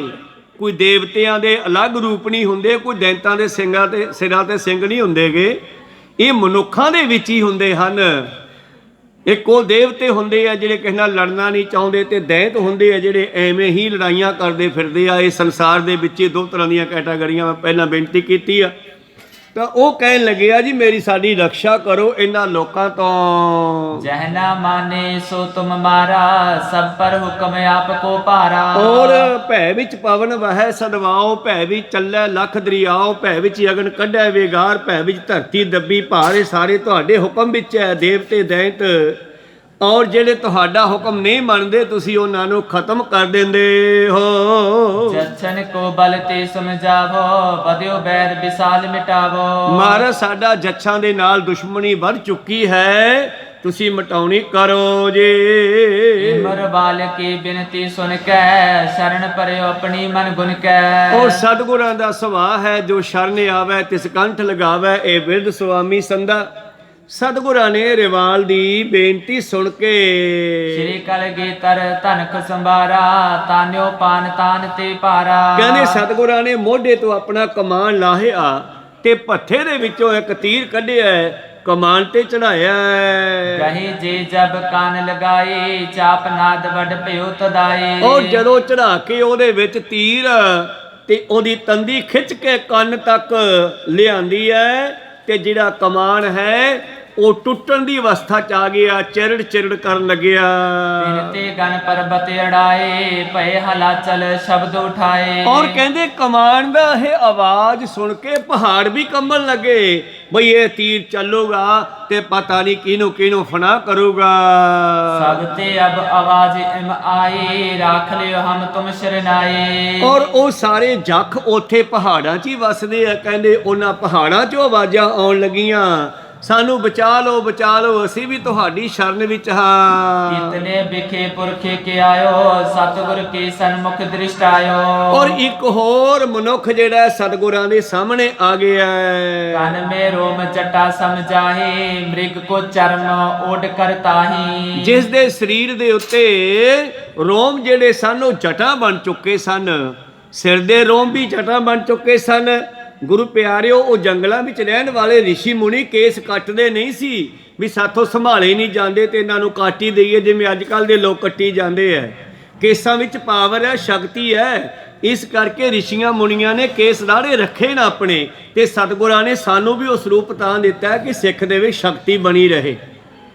ਇਸ ਕਰਕੇ ਉਸ ਰਿਸ਼ੀ ਦੇ ਸਰੀਰ ਦੇ ਉੱਤੇ ਜਿਹੜੇ ਰੋਮ ਸਨ ਕਹਿੰਦੀ ਉਹ ਜਟਾਂ ਦਾ ਰੂਪ ਧਾਰ ਚੁੱਕੇ ਸਨ ਤੇ ਸਰੀਰ ਤੇ ਉਹਨੇ ਮਿਰਗ ਦੀ ਖੱਲ ਪਹਿਨੀ ਹੋਈ ਸੀ। लाल बिलोचन अंग बडेरे मुख पर शमश आए तिस बेरे। ਔਰ ਅੱਖਾਂ ਲਾਲ ਸਨ ਉਸ ਦੀਆਂ ਚਮਕਦੀਆਂ ਸਨ ਵੱਡੇ ਅੰਗ ਸਨ ਔਰ ਚਿਹਰੇ ਤੇ ਵੱਡਾ ਦਾੜਾ ਤੇ ਮੁਸ਼ਹਿਰੇ ਸਨ। ਸਮੁਖ ਖਰੋਏ ਬੰਧਨ ਠਾਨੀ ਹੱਥ ਜੋੜ ਬੋਲਿਓ ਇਮ ਬਾਨੀ। ਔਰ ਸਤਿਗੁਰਾਂ ਦੇ ਸਾਹਮਣੇ ਆ ਕੇ ਉਹ ਬੇਨਤੀ ਕਰਨ ਲੱਗਿਆ ਹੈ, ਪ੍ਰਭ ਜੀ ਅਬਨੈ ਸਮਾ ਤੁਮਾਰਾ ਇਤੇ ਆਵਨ ਕੋ ਲਿਓ ਵਿਚਾਰਾ। ਮਹਾਰਾਜ ਜੀ ਹਜੇ ਤੁਹਾਡਾ ਇੱਧਰ ਆਉਣ ਦਾ ਸਮਾਂ ਨਹੀਂ ਸੀਗਾ। ਜਿਵੇਂ ਕਲਯੁਗ ਦੇ ਵਿੱਚ ਔਰੰਗਜ਼ੇਬ ਵੀ ਕਹਿੰਦਾ ਹੈ, ਗੁਰੂ ਗੋਬਿੰਦ ਸਿੰਘ ਜ਼ਫ਼ਰਨਾਮਾ ਪੜ੍ਹ ਕੇ ਕਹਿੰਦਾ ਗੁਰੂ ਗੋਬਿੰਦ ਸਿੰਘ ਜੀ ਨੇ ਕਾਹਲੀ ਕੀਤੀ ਆ, ਖਾਲਸਾ ਪੰਥ ਹਜੇ ਨਹੀਂ ਸਾਜਣਾ ਸੀ। ਕਹੋ ਸਤਿਨਾਮ। ਭਾਈ ਸਾਹਿਬ ਭਾਈ ਦਇਆ ਸਿੰਘ ਹੋਰਾਂ ਨੂੰ ਪੁੱਛਦਾ ਹੈ ਕਿ ਗੁਰੂ ਗੋਬਿੰਦ ਸਿੰਘ ਨੇ ਖਾਲਸਾ ਪੰਥ ਸਾਜਣ ਦੀ ਬੜੀ ਕਾਹਲੀ ਕੀਤੀ, ਤੇ ਦਇਆ ਸਿੰਘ ਜੀ ਹੋਰੀ ਕਹਿਣ ਲੱਗੇ ਤੁਸੀਂ ਵੀ ਦੁਨੀਆ ਨੂੰ ਖਤਮ ਕਰਨ ਦੀ ਕਾਹਲੀ ਕੀਤੀ ਤੇ ਫਿਰ ਖਾਲਸਾ ਸਾਜਣਾ ਹੀ ਸੀ। ਕਹੋ ਸਤਿਨਾਮ। ਇਸੇ ਤਰ੍ਹਾਂ ਇਹ ਕਹਿੰਦਾ ਹੈ ਹਜੇ ਤੁਹਾਡੀ ਆਉਣ ਦਾ ਸਮਾਂ ਨਹੀਂ ਸੀਗਾ ਮਹਾਰਾਜ। ਅਬ ਤੁਮ ਗਮਨੋ ਆਪਨ ਡੇਰੇ ਚਰੰਕਾਲ ਪੁਨ ਕਰੀਏ ਫੇਰੇ। ਮਹਾਰਾਜ ਕਿਰਪਾ ਕਰਕੇ ਬਖਸ਼ ਦਿਓ ਹਜੇ ਸਾਨੂੰ, ਫੇਰ ਆ ਜਿਓ ਜਦੋਂ ਤੁਹਾਡਾ ਸਮਾਂ ਆਵੇਗਾ। ਜਬ ਫੈਲੋਗੇ ਪੰਥ ਵਿਸਾਲਾ ਰਚਿਓ ਖਾਲਸਾ ਜੋ ਸ਼ੁਭ ਚਾਲਾ। ਜੋ ਤੁਸੀਂ ਖਾਲਸਾ ਪੰਥ ਰਚਿਆ ਹੈ, ਜਦੋਂ ਇਹ ਖੂਬ ਫੈਲ ਜਾਵੇਗਾ, ਜਦੋਂ ਇਹ 96 ਕਰੋੜ ਹੋ ਜਾਵੇਗਾ, ਰਾਜ ਕਰੇਗਾ ਖਾਲਸਾ। ਜਿਹੜੀਆਂ ਭਵਿੱਖਬਾਣੀਆਂ ਸਤਿਗੁਰਾਂ ਨੇ ਕੀਤੀਆਂ ਹੋਈਆਂ ਨਾ, ਬਾਬੇ ਨਾਨਕ ਨੇ ਵੀ ਕੀਤੀ ਹੋਈ ਹੈ, ਉਹਦੇ ਵਿੱਚ ਹੀ ਇਹ ਪੰਕਤੀ ਆ ਅਖੀਰ ਤੇ, राज करेगा खालसा आकी रहे न कोई, दिल्ली तख्त पर बहेगी आप गुरु की फौज, सीज चुलेगा छत्र पर बड़ी करेंगे मौज, माया इकट्ठी करके देंगे लंगर लाए, नंगा भुखा अर्थीआ खाली कोई न जाए। तुसी किसानी अंदोलन च भी देख लिया है चीज़ को सतनाम। ये तो हजे छोटी आ, जिवें कह दईए ट्रेलर है, ये तो बहुत वड्डा चलना है। आल वड़ दे लोकां दा लंगर बनना है जदों खालसा दिल्ली दे तख्त ते बैठेगा। को सतनाम। और ये गल देखो जख भी कह रहा है, जदों तुहाडा पंथ फैलेगा, जिहड़ा तुसी खालसा पंथ साजिया है, जदों वधे फुलेगा, फिर तुसी इस पंथ नूं लैके आयो महाराज। हजे सानू छड्डो, बख्श दिओ, हजे तुहाडा समा नहीं है। ओह रूप ही सतगुर कहंदे ने कलंक दा होवेगा, और यही रूह होवेगी दुष्ट दमन वाली, समय समय ते आउंदी रहिंदी आ। इसे दुष्ट दमन ने गुरु तेग बहादुर जी ने पिता पुत्र बन के ऋषियां दे रूप च तपस्या कीती आ। और जिस वेले गुरु प्यारो दैंतां ते देवतियां दा कहंदे लड़ाई होई, उस वेले इन्हां ने भज के जाके गुरु तेग बहादुर भाव उस ऋषि की शरण लई कि तुसी मैनू बचाओ, ये मैनू खत्म करने वास्ते मगर पै गए हैं। तो उस वेले फिर उन्हां ने दुष्ट दमन की ड्यूटी लाई सी, कहंदे पुत्र जा इहदी रक्षा कर। फिर दुष्ट दमन ने रक्षा की और उन्हां दा खात्मा करके फिर बापू कोले आया, कहंदे हुण की हुक्म है पिता जी? कहंदे बह जा, तप कर तप कर तप कर, तपस्या कर, लोड़ पई फिर दसांगे तैनूं। को सतनाम। 3.5 युग तपस्या धन गुरु गोबिंद सिंह महाराज जी की है। कहंदे फिर वो तपस्या विच बैठ गए। समा आया गुरु प्यारिओ, गुरु तेग बहादुर जी वो ऋषि थले तेग बहादुर बन गए। माता गुजरी जी उन्होंने ही पुराने उन्होंने नाल रल गए। और उस तरह हुण समा आया संसार दे विच औरंगजेब दा मुगलों का राज आ गया, और इस राज दे विच भी धर्म नूं खत्म किया जान लग्या। फिर अकाल पुरख नूं ख्याल आया भी उसे दुष्ट दमन नूं होर भेजा, क्योंकि उस तो बगैर कोई इहदा मुकाबला करने वाला दिसदा ही नहीं। कहो सतनाम। परमेश्वर ने निगाह मारी, सारे परमेश्वर के दर ते ਇਹੋ ਜਿਹੇ ऋषि मुनि पीर पैगंबर देवते पता नहीं किन्ने किन्ने हथ बन्नी खड़े है जी, सानू मातलोक भी जान का समा दिओ, साडी कोई ड्यूटी लाओ, असी भी जाइए। कई बार ना साडियां मुलाजमी ड्यूटियां लगदियां, हजूर साहब आनंदपुर साहब ड्यूटियां लग जांदियां साडियां। कई तो बड़े खुश खुश जाते हैं, ड्यूटी लगी है, नाले दर्शन करके आवांगे ते नाले ड्यूटी की ड्यूटी बजाई जाऊगी। इस तरह परमेश्वर के दर ते बड़े लोग ड्यूटियां मंगते हैं, पर परमेश्वर ने निगाह मारी सारियां ते बई इन्हां चों किहड़ा है जिहड़ा इस वेले दोपहर के सूरज की न्याई तपदे औरंगजेब के राज नूं खत्म कर सकदा है। ते उन्हां दी निगाह ठहरी जाके दुष्ट दमन जी ते। दुष्ट दमन जी कहंदे मैं तपस्या विच बैठा सीगा और मैनूं आवाज़ मारी, और कहंदे मैं अपने साथियों जिहड़े नाल होर साथी भी तपस्या करदे सी कहा कि मैनूं परमेश्वर बुला रहा है। वो मैनूं कहंदे बख्शे तपस्वी जी, को नाम रखा जी बख्शे तपस्वी जी। मैनू कहने बख्शे तपस्वी जी ਤੁਸੀਂ ਰਹਿਣ ਦਿਓ, ਇਹ ਮਾਇਆ ਆਪਾਂ ਨੂੰ ਜੰਗਲਾਂ ਵਿੱਚ ਵੀ ਨਹੀਂ ਛੱਡਦੀ ਗੀ। ਔਰ ਮੈਂ ਉਹਨਾਂ ਦੀ ਗੱਲ ਮੰਨ ਕੇ ਚੁੱਪ ਕਰ ਗਿਆ। ਪਰ ਰਾਤ ਨੂੰ ਉਹਨਾਂ ਦੇ ਅਰਾਧਿਆ, ਕੋਈ ਰਾਮ ਦਾ ਭਗਤ, ਕੋਈ ਕ੍ਰਿਸ਼ਨ ਦਾ ਭਗਤ, ਜਿਹੜੇ ਪਹਿਲਾਂ ਹੋਏ ਅਵਤਾਰ ਹੈ, ਉਹਨਾਂ ਦੇ ਭਗਤ ਮੇਰੇ ਨਾਲ 7 ਰਿਸ਼ੀ ਤਪੱਸਿਆ ਕਰਦੇ ਸੀਗੇ। ਦੂਜੇ ਦਿਨ ਕਹਿੰਦੇ ਬਖਸ਼ੇ ਤਪਾਸਿਵ ਜੀ, ਤੁਹਾਨੂੰ ਬੁਲਾਇਆ ਗਿਆ ਹੈ। ਸਾਨੂੰ ਰਾਤ ਸਾਡੇ ਅਰਾਧਿਆ ਨੇ, ਸਾਡੇ ਗੁਰੂਆਂ ਪੀਰਾਂ ਨੇ ਦੱਸਿਆ ਕਿ ਤੁਸੀਂ ਬਖਸ਼ੇ ਤਪਸਵੀ ਨੂੰ ਰੋਕੋ ਨਾ, ਇਹਨੂੰ ਤੜਕੇ ਭੇਜੋ, ਇਹਨਾਂ ਨੂੰ ਪਰਮੇਸ਼ਰ ਨੇ ਬੁਲਾਇਆ, ਕੋਈ ਜ਼ਰੂਰੀ ਕੰਮ ਹੈ। ਦੂਜੇ ਦਿਨ ਸਾਰਿਆਂ ਨੇ ਫਿਰ ਦੁਪਹਿਰੇ, ਜਦੋਂ ਇਕੱਠੇ ਹੁੰਦੇ ਸੀ ਦੁਪਹਿਰੇ, ਫਿਰ ਆਪਣੀਆਂ ਗੁਫਾਵਾਂ ਵਿੱਚ ਚਲੇ ਜਾਂਦੇ ਸੀਗੇ। ਰਾਤ ਨੂੰ ਜਦ ਇਕੱਠੇ ਹੋਏ ਫਿਰ ਸਾਰਿਆਂ ਨੇ ਗੱਲ ਕਹੀ, ਰਾਤ ਮੈਨੂੰ ਵੀ ਇੱਦਾਂ ਸੁਪਨਾ ਆਇਆ। ਇਹ ਸੁਪਨਾ ਕਹਿ ਦਿੰਦੇ ਆ, ਪਰ ਉਹ ਫੀਲਿੰਗ ਹੁੰਦੀ ਆ, ਅਨੁਭਵ ਹੁੰਦਾ। ਮੈਨੂੰ ਵੀ ਇੱਦਾਂ ਅਨੁਭਵ ਹੋਇਆ, ਮੈਨੂੰ ਵੀ ਹੋਇਆ। ਸਾਰਿਆਂ ਨੇ ਆ ਕੇ ਬਖਸ਼ੇ ਤਪਸਵੀ ਨੂੰ ਕਿਹਾ, ਕਹਿਣ ਲੱਗੇ ਠੀਕ ਆ, ਫਿਰ ਮੈਂ ਚਲਿਆ ਜਾਣਾ। ਉਹ ਕਹਿਣ ਲੱਗੇ 7 ਰਿਸ਼ੀ, ਕਲਗੀਧਰ ਚਮਤਕਾਰ ਦੀ ਪਹਿਲੀ ਸਾਖੀ ਹੇਮਕੁੰਟ ਸਾਹਿਬ ਵਾਲੀ ਪੜ੍ਹ ਕੇ ਦੇਖੋ, ਇਹ ਸਾਰਾ ਇਹ ਲਿਖਿਆ ਡਿਟੇਲ ਦੇ ਨਾਲ। ਤਾਂ ਗੁਰੂ ਪਿਆਰਿਓ, ਰਿਸ਼ੀ ਕਹਿੰਦੇ ਵੀ ਅਸੀਂ ਇੱਥੇ ਕੀ ਕਰਾਂਗੇ ਫਿਰ ਮਹਾਰਾਜ। ਉਹ ਕਹਿਣ ਲੱਗੇ ਜੇ ਮੈਨੂੰ ਮਾਤਲੋਕ ਜਾਣ ਦਾ ਹੁਕਮ ਹੋਇਆ ਤੇ ਤੁਸੀਂ ਵੀ ਸਰੀਰ ਛੱਡ ਕੇ ਆ ਜਿਓ, ਫਿਰ ਆਪਾਂ ਉੱਥੇ ਇਕੱਠੇ ਹੋ ਜਾਾਂਗੇ। ਕਹੋ ਸਤਿਨਾਮ। ਔਰ ਪਤਾ ਨਹੀਂ ਸਤਿਗੁਰਾਂ ਨੇ ਉਹ ਕਿਹੜੀਆਂ ਕਿਹੜੀਆਂ ਰੂਹਾਂ ਦੁਬਾਰੇ ਫਿਰ ਇਕੱਠੀਆਂ ਕਰ ਲਈਆਂ ਆਪਣੇ ਨਾਲ। 5 ਪਿਆਰੇ ਵੀ ਹੋ ਸਕਦੇ ਆ, 4 ਸਾਹਿਬਜ਼ਾਦੇ ਵੀ ਹੋ ਸਕਦੇ ਆ, ਜਾਂ ਹੋਰ ਵੀ ਬਹੁਤ ਸਾਰੀਆਂ ਰੂਹਾਂ ਮਾਤਲੋਕ ਵਿੱਚ ਜਿਹੜੀਆਂ ਉਹਨਾਂ ਦੇ ਨਾਲ ਜੁੜੀਆਂ ਸੀ, ਜੰਗਾਂ ਯੁੱਧਾਂ ਦੇ ਵਿੱਚ ਜਿਨ੍ਹਾਂ ਨੇ ਸ਼ਹੀਦੀਆਂ ਪ੍ਰਾਪਤ ਕੀਤੀਆਂ ਧਰਮ ਦੇ ਵਾਸਤੇ, ਧਰਮ ਨੂੰ ਕਾਇਮ ਕਰਨ ਵਾਸਤੇ। ਤਾਂ 10ਵੇਂ ਪਾਤਸ਼ਾਹ ਜੀ ਕਹਿੰਦੇ ਜਦੋਂ ਮੈਨੂੰ ਹੁਕਮ ਹੋਇਆ ਦੁਸ਼ਟ ਦਮਨ ਮੇਰੇ ਕੋਲ ਆ, ਤਾਂ ਮੈਂ ਗਿਆ, ਸਾਹਮਣੇ ਖੜਾ, ਠਾੜ ਭਇਓ ਮੈਂ ਜੋਰ ਕਰ ਬਚਨ ਕਹਾ ਸਿਰ ਨਿਆਏ ਮਾਰਾ। ਕੀ ਹੁਕਮ ਹੈ? ਮੈਨੂੰ ਹੁਕਮ ਹੋਇਆ ਜਾਏ ਜਹਾਂ ਤੇ ਧਰਮ ਚਲਾਓ, ਦੁਸ਼ਟ ਦੋਖੀ ਨੂੰ ਪਕੜ ਪਛਾਰੋ। ਮੈਂ ਕੀ ਕਿਹਾ? ਠਾੜ ਭਇਓ ਮੈਂ ਜੋਰ ਕਰ ਬਚਨ ਕਹਾ ਸਿਰ ਨਿਆਏ, ਪੰਥ ਚਲੇ ਤਬ ਜਗਤ में जब तुम करो सहाय। ਤੁਹਾਡੀ ਆਗਿਆ ਤੇ ਤੁਹਾਡੀ ਕਿਰਪਾ ਤੋਂ ਬਗੈਰ ਇਹ ਕੰਮ ਨਹੀਂ ਹੋ ਸਕਦਾ। ਇਹ ਜੱਜ ਕਹਿਣ ਲੱਗੇ ਆ ਜਿਹੜਾ ਪੰਥ ਤੁਸੀਂ ਤਿਆਰ ਕੀਤਾ ਹੈ, ਜਦੋਂ ਇਹ ਵਧੇ ਫੁੱਲੇਗਾ ਫਿਰ ਤੁਸੀਂ ਇਸ ਨੂੰ ਲੈ ਕੇ ਆਇਓ, ਹਜੇ ਸਮਾਂ ਰਹਿੰਦਾ ਹੈ। ਅਬ ਤੁਮ ਗਮਨੋ ਆਪਣੇ ਡੇਰੇ, ਚਿਰੰਕਾਲ ਪੁਨ ਕਰੀਏ ਫੇਰੇ। ਹੁਣ ਤੁਸੀਂ ਚਲੇ ਜਾਓ, ਲੰਬੇ ਸਮੇਂ ਤੋਂ ਬਾਅਦ ਜਦੋਂ ਉਹ ਸਮਾਂ ਆਵੇਗਾ ਫਿਰ ਆ ਜਾਣਾ ਜੀ। ਜਬ ਫੈਲੋਗੇ ਪੰਥ ਵਿਸਾਲਾ, ਰਚਿਓ ਖਾਲਸਾ ਜੋ ਸ਼ੁਭ ਚਾਲਾ। ਜਦੋਂ ਤੁਹਾਡਾ ਇਹ ਖਾਲਸਾ ਪੰਥ ਹੈ ਜਿਹੜਾ 96 ਕਰੋੜੀ ਹੋ ਜਾਵੇਗਾ, ਜਿਸ ਦਾ ਪਹਿਲਾਂ ਤੋਂ ਨਾਮ 96 ਕਰੋੜੀ ਬੁੱਢਾ ਨਾਲ ਰੱਖਿਆ ਗਿਆ। ਕੋਈ ਸਤਨਾਮ। ਔਰ ਗੁਰੂ ਪਿਆਰਿਓ, ਜਿਵੇਂ ਹੁਣ ਭਾਰਤ ਵਿੱਚ ਤਾਂ 130 ਕਰੋੜ ਹੈ, 1 ਅਰਬ 30 ਕਰੋੜ ਇੰਨਾ ਕਿ ਮੰਨਿਆ ਜਾਂਦਾ ਹੈ, ਤੇ 96 ਕਰੋੜ ਤਾਂ ਕੇਵਲ ਤੇ ਕੇਵਲ ਖਾਲਸਾ ਹੀ ਹੋਣਾ ਹੈ, ਤੇ ਫਿਰ ਬਾਕੀ ਕਿੱਥੋਂ ਆਉਣਗੇ ਸਾਰੇ? ਤਾਂ ਇਹਦਾ ਮਤਲਬ ਕੁਝ ਇੱਥੋਂ ਸਿੱਖ ਪੰਥ ਵਿੱਚ ਰਲ ਜਾਣਗੇ, ਜਿਵੇਂ ਹਰਿਆਣੇ ਤੇ ਪੰਜਾਬ ਦਾ ਪਿਆਰ ਪੈ ਗਿਆ, ਯੂਪੀ ਤੇ ਪੰਜਾਬ ਦਾ ਪਿਆਰ ਪੈ ਗਿਆ। ਇਸੇ ਤਰ੍ਹਾਂ ਹੀ ਬਾਹਰਲੀਆਂ ਕੰਟਰੀਆਂ ਵਿੱਚੋਂ ਵੀ ਖਾਲਸਾ ਤਿਆਰ ਹੋ ਕੇ ਆ ਜਾਣਾ। ਕੋਈ ਸਤਨਾਮ। ਫਿਰ 96 ਕਰੋੜ ਤੋਂ ਉੱਤੇ ਜਿਹੜਾ ਹੈ ਖਾਲਸਾ ਫੈਲੇਗਾ। ਫਿਰ ਉਹ ਗੱਲ ਬਣਨੀ ਹੈ ਜਿਹੜੀਆਂ ਭਵਿੱਖਬਾਣੀਆਂ ਕੀਤੀਆਂ ਹੋਈਆਂ ਮੇਰੇ ਪ੍ਰੀਤਮ ਜੀ ਨੇ। ਤਬ ਤੁਮ ਜਚਨ ਕੇ ਹੋਏ ਨੇਰੇ, ਕਰਨੇ ਭਲਿਆਨ ਕਰ ਡੇਰੇ। ਫਿਰ ਤੁਸੀਂ ਮਹਾਰਾਜ ਸਾਡੇ ਕੋਲ ਆਇਓ, ਸਾਡਾ ਵੀ ਭਲਾ ਹੋ ਜਾਵੇਗਾ।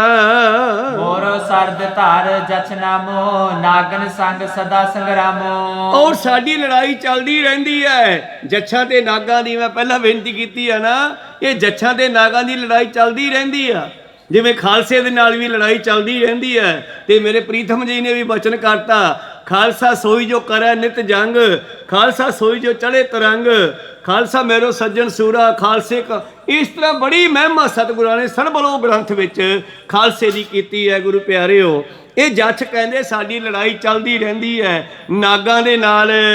ਕਰਤ ਰਹੇ ਜਚ ਮਾਰਨ ਮਰਨੋ, ਵਿਜੇ ਪਰਾਜੇ ਹੋਏ ਨਿਤ ਲਰਨੋ। ਸਾਡੀ ਲੜਾਈ ਚੱਲਦੀ ਰਹਿੰਦੀ ਆ, ਕਦੇ ਜਿੱਤ ਗਏ ਕਦੇ ਹਾਰ ਗਏ, ਇੱਥੇ ਮਰਨਾ ਮਾਰਨਾ ਚੱਲਦਾ ਹੀ ਰਹਿੰਦਾ ਹੈ। ਕਰੋ ਨਾ ਪੱਖ ਆਪ ਕਿਸ ਕੀਰੇ, ਸਭ ਕੇ ਸਾਂਝੇ ਸਦਾ ਵਡੇਰੇ। ਤੁਸੀਂ ਤਾਂ ਮਹਾਰਾਜ ਸਭ ਦੇ ਸਾਂਝੇ ਹੋ, ਵੱਡੇ ਹੋ, ਇਸ ਕਰਕੇ ਪੱਖਪਾਤ ਨਾ ਕਰੋ, ਨਾਗਾਂ ਪਿੱਛੇ ਸਾਨੂੰ ਖਤਮ ਨਾ ਕਰ ਦਿਓ। ਅਸਲ ਵਿੱਚ ਨਾ ਪਰਮੇਸ਼ਰ ਨੇ 2 ਚੀਜ਼ਾਂ ਸਾਜੀਆਂ, ਦੇਵਤੇ ਤੇ ਦੈਂਤ, ਇਹਨਾਂ ਦਾ ਬੀਜ ਨਾਸ ਕਦੇ ਨਹੀਂ ਹੁੰਦਾ। ਕੋ ਸਤਨਾਮ। ਜਦੋਂ ਹਰਨਾਕਸ਼ ਜਿਹੜਾ ਹੈ ਤਪੱਸਿਆ ਕਰਨ ਚਲਿਆ ਗਿਆ, ਪਿੱਛੇ ਲੜਾਈਆਂ ਹੋਈਆਂ, ਕਹਿੰਦੇ ਦੇਵਤਿਆਂ ਨੇ ਦੈਂਤਾਂ ਨੂੰ ਮਾਰ ਦਿੱਤਾ, ਭਜਾ ਦਿੱਤਾ। ਹਰਨਾਕਸ਼ ਦੇ ਪਰਿਵਾਰ ਨੂੰ, ਉਹਦੀ ਘਰਵਾਲੀ ਨੂੰ ਫੜ ਕੇ ਲੈ ਚੱਲਿਆ ਇੰਦਰ, ਜਿਹਨੂੰ ਦੇਵਤਾ ਕਹਿੰਦੇ ਆ, ਵੈਸੇ ਮੈਂ ਦੇਵਤਾ ਕਹਿਣ ਨੂੰ ਰਾਜੀ ਨਹੀਂ ਉਸ ਨੂੰ। ਉਹ ਫੜ ਕੇ ਲੈ ਚੱਲਿਆ, ਘੜੀਸੀ ਜਾ ਰਿਹਾ ਬੀਬੀ ਨੂੰ, ਹਰਨਾਕਸ਼ ਦੇ ਘਰਵਾਲੀ ਨੂੰ। ਅੱਗੋਂ ਇੱਕ ਬ੍ਰਹਮ ਗਿਆਨੀ ਟੱਕਰ ਗਿਆ, ਉਹਨੂੰ ਇਤਿਹਾਸ ਵਿੱਚ ਨਾਰਦ ਮੁਨੀ ਲਿਖਿਆ ਹੈ। ਬ੍ਰਹਮ ਗਿਆਨੀ ਕਹਿਣ ਲੱਗਿਆ ਵੀ ਕਿਵੇਂ ਲਈ ਜਾਂਦਾ ਇਹਨੂੰ ਪੜ੍ਹ ਕੇ? ਕਹਿੰਦਾ ਮੈਂ ਦੈਂਤਾਂ ਦਾ ਬੀਜ ਨਾਸ਼ ਕਰੂੰਗਾ। ਕਹਿੰਦਾ ਕਿਉਂ? ਕਹਿੰਦਾ ਇਹਦੇ ਪੇਟ ਵਿੱਚ ਰਾਜੇ ਦਾ ਪੁੱਤਰ ਹੈ ਤੇ ਮੈਂ ਉਸ ਨੂੰ ਮਾਰਾਂਗਾ, ਇਹਨੂੰ ਵੀ ਮਾਰਾਂਗਾ। ਉਸ ਬ੍ਰਹਮ ਗਿਆਨੀ ਨੇ ਕਿਹਾ ਕਿਸੇ ਚੀਜ਼ ਦਾ ਬੀਜ ਨਾਸ਼ ਨਹੀਂ ਹੋਇਆ ਕਰਦਾ, ਇਹ ਵੱਧਦਾ ਤੇ ਘਟਦਾ ਰਹਿੰਦਾ। ਕਹੋ ਸਤਿਨਾਮ। ਛੱਡ ਇਸ ਨੂੰ, ਨਾਲੇ ਇਹ ਤਾਂ ਤੁਹਾਡਾ ਭਲਾ ਕਰਨ ਵਾਸਤੇ ਆਇਆ ਜਿਹੜਾ ਬੱਚਾ ਇਹਦੀ ਕੁੱਖ ਵਿੱਚ ਹੈ। ਤਾਂ ਗੁਰੂ ਪਿਆਰਿਓ, ਉਹ ਭਗਤ ਪ੍ਰਹਿਲਾਦ ਫਿਰ ਰਿਸ਼ੀ ਦੀ ਸੰਗਤ ਕੀਤੀ ਉਸ ਦੀ ਮਾਤਾ ਨੇ, ਤੇ ਭਗਤ ਪ੍ਰਹਿਲਾਦ ਜਨਮ ਤੋਂ ਪਹਿਲਾਂ ਹੀ ਭਗਤ ਬਣ ਗਿਆ। ਕਹੋ ਸਤਿਨਾਮ। ਕਿਉਂਕਿ ਮਾਂ ਨੇ ਸੰਗਤ ਕੀਤੀ ਤੇ ਜੋ ਮਾਂ ਨੇ ਰਿਸ਼ੀ ਕੋਲੋਂ ਸੁਣਿਆ ਉਹਦਾ ਸਾਰਾ ਅਸਰ ਉਸ ਬੱਚੇ ਤੇ ਪਿਆ ਜਾ ਕੇ। ਜਦੋਂ ਮਾਤਾ ਦੇ ਉਧਰ ਵਿੱਚ ਬੱਚਾ ਹੋਵੇ ਨਾ ਤੇ ਮਾਂ ਚੰਗੀਆਂ ਕਹਾਣੀਆਂ ਪੜ੍ਹੇ, ਬਾਣੀ ਪੜ੍ਹੇ, ਚੰਗੀਆਂ ਤਸਵੀਰਾਂ ਦੇਖੇ, ਤੇ ਜੇ ਉਹ ਫਿਲਮਾਂ ਵਾਲੀਆਂ ਤਸਵੀਰਾਂ ਪਿਸਤੌਲ ਚਲਾਉਂਦੀਆਂ ਨੇ ਵੇਖਣਗੀਆਂ ਤੇ ਫਿਰ ਬੱਚੇ ਵੀ ਉਹੋ ਜਿਹੇ ਪੈਦਾ ਹੋਣਗੇ ਨਾ। ਕਹੋ ਸਤਿਨਾਮ। ਤੇ ਜੇ ਅਸੀਂ ਬਾਣੀ ਪੜਾਂਗੇ, ਜਪਜੀ ਸਾਹਿਬ, ਸੁਖਮਨੀ ਸਾਹਿਬ ਪੜਾਂਗੇ ਜਾਂ ਮਹਾਂਪੁਰਸ਼ਾਂ ਦੇ ਦਰਸ਼ਨ ਕਰਾਂਗੇ, ਬਾਬਾ ਦੀਪ ਸਿੰਘ ਵਰਗਿਆਂ ਦੀਆਂ ਤਸਵੀਰਾਂ ਦੇਖਾਂਗੇ, ਸਤਿਗੁਰਾਂ ਦੇ ਦਰਸ਼ਨ ਕਰਾਂਗੇ, ਫਿਰ ਬੱਚਿਆਂ ਤੇ ਉਸ ਦਾ ਅਸਰ ਸਾਡੀ ਨਿਗਾਹ ਰਾਹੀਂ ਡਾਇਰੈਕਟ ਬੱਚੇ ਤੇ ਪੈਂਦਾ। ਉਦੋਂ ਬੱਚਾ ਬਾਹਲਾ ਹੀ ਸੁਚੇਤ ਹੁੰਦਾ ਹੈ। ਕਹੋ ਸਤਿਨਾਮ। ਜਨਮ ਤੋਂ ਬਾਅਦ ਉਹ ਅਚੇਤ ਹੋ ਜਾਂਦਾ, ਥੋੜੇ ਸਮੇਂ ਲਈ ਬਚਪਨੇ 'ਚ। ਜਨਮ ਤੋਂ ਪਹਿਲਾਂ ਸੁਚੇਤ ਹੁੰਦਾ ਬੱਚਾ ਮਾਂ ਦੇ ਰਾਹੀਂ ਪੂਰਾ। ਖੈਰ ਮਨੋਬਿਰਤੀਆਂ ਉੱਥੇ ਰੱਖੀਏ। ਇਹ ਕਹਿਣ ਲੱਗੇ ਜੀ ਪੱਖਪਾਤ ਨਾ ਕਰੋ, ਤੁਸੀਂ ਕਿਰਪਾ ਕਰਕੇ ਸਾਨੂੰ ਛੱਡ ਦਿਓ। ਜਬ ਤੁਮ ਐਹੋ ਧਮ ਹਮਾਰੇ, ਡੇਰਾ ਕਰੋ ਲੈ ਦਲ ਭਾਰੇ। ਹੇ ਮਹਾਰਾਜ, ਤੁਸੀਂ ਆਪਣਾ 96 ਕਰੋੜੀ ਦਲ ਲੈ ਕੇ, ਭਾਰੀ ਦਲ ਲੈ ਕੇ ਆ ਜਿਓ ਤੇ ਇਹ ਸਾਡਾ ਇਲਾਕਾ ਸੰਭਾਲ ਲਿਓ। 10,000 ਦਲ ਹਮ ਤਬ ਦੇ ਹੈ, ਪੰਥ ਤੁਮਾਰੇ ਵਿਖੇ ਮਿਲੇ ਹੈ। ਸਾਡਾ ਵੀ 10,000 ਫੌਜ ਜਿਹੜੀ ਹੈ ਤੁਹਾਡੇ ਪੰਥ ਵਿੱਚ ਪ੍ਰਵਿਰਤ ਕਰ ਦੇਵਾਂਗੇ, ਤੁਹਾਡੇ ਸਿੱਖ ਬਣਾ ਦੇਵਾਂਗੇ। ਸਗਰੇ ਕਾਰਜ ਭਲੇ ਸੁਧਾਰੈ, ਸ਼ਤਰੂ ਪੰਥ ਕੇ ਸਭ ਨਿਰਵਾਰੈ। ਔਰ ਤੁਸੀਂ ਸਭ ਦੇ ਕਾਰਜ ਰਾਸ ਹੀ ਕਰਨ ਆਇਓ, ਸਾਡੇ ਵੀ, ਸ਼ਤਰੂਆਂ ਦੇ ਵੀ, ਆਪਣੇ ਪੰਥ ਦੇ ਵੀ। ਲੱਖੋ ਭਵਿੱਖਤ ਏਵ ਬਿਰਤੰਤ, ਹਮਰੇ ਹੋ ਅਲੰਬ ਭਗਵੰਤ। ਔਰ ਇਹ ਜਿਹੜਾ ਹੈ ਬਿਰਤਾਂਤ ਤੁਸੀਂ ਜਾਣਦੇ ਹੀ ਹੋ, ਤੁਸੀਂ ਸਾਡੇ ਵੀ ਆਸਰੇ ਹੋ। ਮੈਂ ਇੱਕ ਛੋਟੀ ਜੀ ਗੱਲ ਕਰਕੇ ਫਿਰ ਸਮਾਪਤੀ ਵੱਲ ਚੱਲਾਂ। ਇੱਕ ਮਿਸਤਰੀ ਹੋਇਆ ਗੁਰੂ ਪਿਆਰਿਓ, ਉਸ ਮਿਸਤਰੀ ਨੇ ਢਾਲਾਂ ਬਣਾਉਣੀਆਂ ਤੇ ਸੰਗਤਾਂ ਨੇ ਲਿਜਾ ਕਰਕੇ ਉਹ ਢਾਲਾਂ ਗੁਰੂ ਸਾਹਿਬ ਨੂੰ ਭੇਟ ਕਰਨੀਆਂ, ਮਿਸਤਰੀ ਤੋਂ ਮੁੱਲ ਲੈਣੀਆਂ। ਭਾਈ ਲਾਲ ਸਿੰਘ ਜੀ ਹੋਇਆ ਔਰ ਗੁਰੂ ਸਾਹਿਬ ਨੂੰ ਢਾਲ ਭੇਟ ਕਰਨੀ। ਗੁਰੂ ਸਾਹਿਬ ਨੇ ਲੈ ਕੇ ਢਾਲ ਬੜੀ ਸਲੋਣੀ ਆ, ਵਾਹ ਵਾਹ, ਬੜੀ ਸੁੰਦਰ ਬਣਾਈ ਹੈ ਢਾਲ, ਇਹ ਕਮਾਲ ਹੋ ਗਈ। ਉਹਦੀ ਇਹ ਜਿਹੜੀ ਵਡਿਆਈ ਸੀ ਢਾਲ ਦੀ, ਉਹ ਲਾਲ ਸਿੰਘ ਦੇ ਕੰਨਾਂ ਵਿੱਚ ਜਾ ਪਈ। ਕਹੋ ਸਤਿਨਾਮ। ਉਹ ਲਾਲ ਸਿੰਘ ਜਿਹੜਾ ਸੀਗਾ, ਉਸ ਢਾਲ ਨੂੰ, ਇੱਕ ਢਾਲ ਉਹਨੇ ਆਪ ਤਿਆਰ ਕੀਤੀ, ਬੜੀ ਮਜ਼ਬੂਤ, ਕੀਮਤੀ, ਸੁੰਦਰ, ਔਰ ਲਿਆ ਕੇ ਪਾਤਸ਼ਾਹ ਨੂੰ ਭੇਟ ਕਰਤੀ ਤੇ ਪਾਤਸ਼ਾਹ ਨੇ ਢਾਲ ਫਿਰ ਚੱਕ ਲਈ ਪਹਿਲਾਂ ਤਰ੍ਹਾਂ। ਬੜੀ ਸੁੰਦਰ ਢਾਲ ਬਣੀ ਆ। ਕਿਹਨੇ ਬਣਾਈ ਆ? ਇਹ ਮੈਂ ਹੀ ਬਣਾਈ। ਅੱਛਾ ਤੂੰ ਮਿਸਤਰੀ ਆ? ਹਾਂ ਮਹਾਰਾਜ ਮੈਂ ਹੀ ਆ। ਉਹ ਤੁਹਾਡੇ ਕੋਲ ਢਾਲਾਂ ਆਉਂਦੀਆਂ ਰਹਿੰਦੀਆਂ ਮੇਰੀਆਂ। ਅੱਛਾ ਇਹ ਤਾਂ ਬੜੀ ਮਜ਼ਬੂਤ ਬਣਾਈ ਆ ਭਾਈ। ਹਾਂ ਮਹਾਰਾਜ ਜੀ ਬਸ ਇਹਦੇ ਵਿੱਚੋਂ ਤਾਂ ਭਾਈ ਗੋਲੀ ਵੀ ਨਹੀਂ ਟੱਪ ਸਕਦੀ। ਕਹਿੰਦਾ ਹਾਂ ਜੀ। ਇਹਦੇ ਵਿੱਚੋਂ ਤਾਂ ਤਲਵਾਰ ਵੀ ਨਹੀਂ ਟੱਪ ਸਕਦੀ। ਕਹਿੰਦਾ ਹਾਂ ਜੀ। ਇਹਦੇ ਵਿੱਚੋਂ ਤਾਂ ਮੇਰੀ ਗੋਲੀ ਵੀ ਨਹੀਂ ਟੱਪ ਸਕਦੀ। ਕਹਿੰਦਾ ਹਾਂ ਜੀ। ਕਹਿੰਦੇ ਚੰਗਾ ਆ ਫੜ, ਕਹਿੰਦੇ ਕੱਲ ਨੂੰ ਮਾਰ ਕੇ ਦੇਖਾਂਗੇ ਹੁਣ। ਕਹੋ ਸਤਿਨਾਮ। ਲਾਲ ਸਿੰਘ ਨੇ ਉਹ ਖੁਸ਼ੀ ਖੁਸ਼ੀ 'ਚ ਕਹਿ ਦਿੱਤੀ ਇਹ ਗੱਲ, ਹਾਂ ਜੀ, ਪਰ ਮਗਰੋਂ ਯਾਦ ਆਇਆ ਵੀ ਆਹ ਕੀ, ਗੁਰੂ ਸਾਹਿਬ ਦੀ ਗੋਲੀ ਤਾਂ ਪਹਾੜਾਂ ਵਿੱਚ ਦੀ ਵੀ ਟੱਪ ਸਕਦੀ ਆ, ਢਾਲ ਉੱਥੇ ਕੀ ਆ? ਪਾਤਸ਼ਾਹ ਕਹਿੰਦੇ ਕੱਲ ਨੂੰ ਲੈ ਕੇ ਆਈ, ਆਪਾਂ ਗੋਲੀ ਮਾਰ ਕੇ ਦੇਖਾਂਗੇ।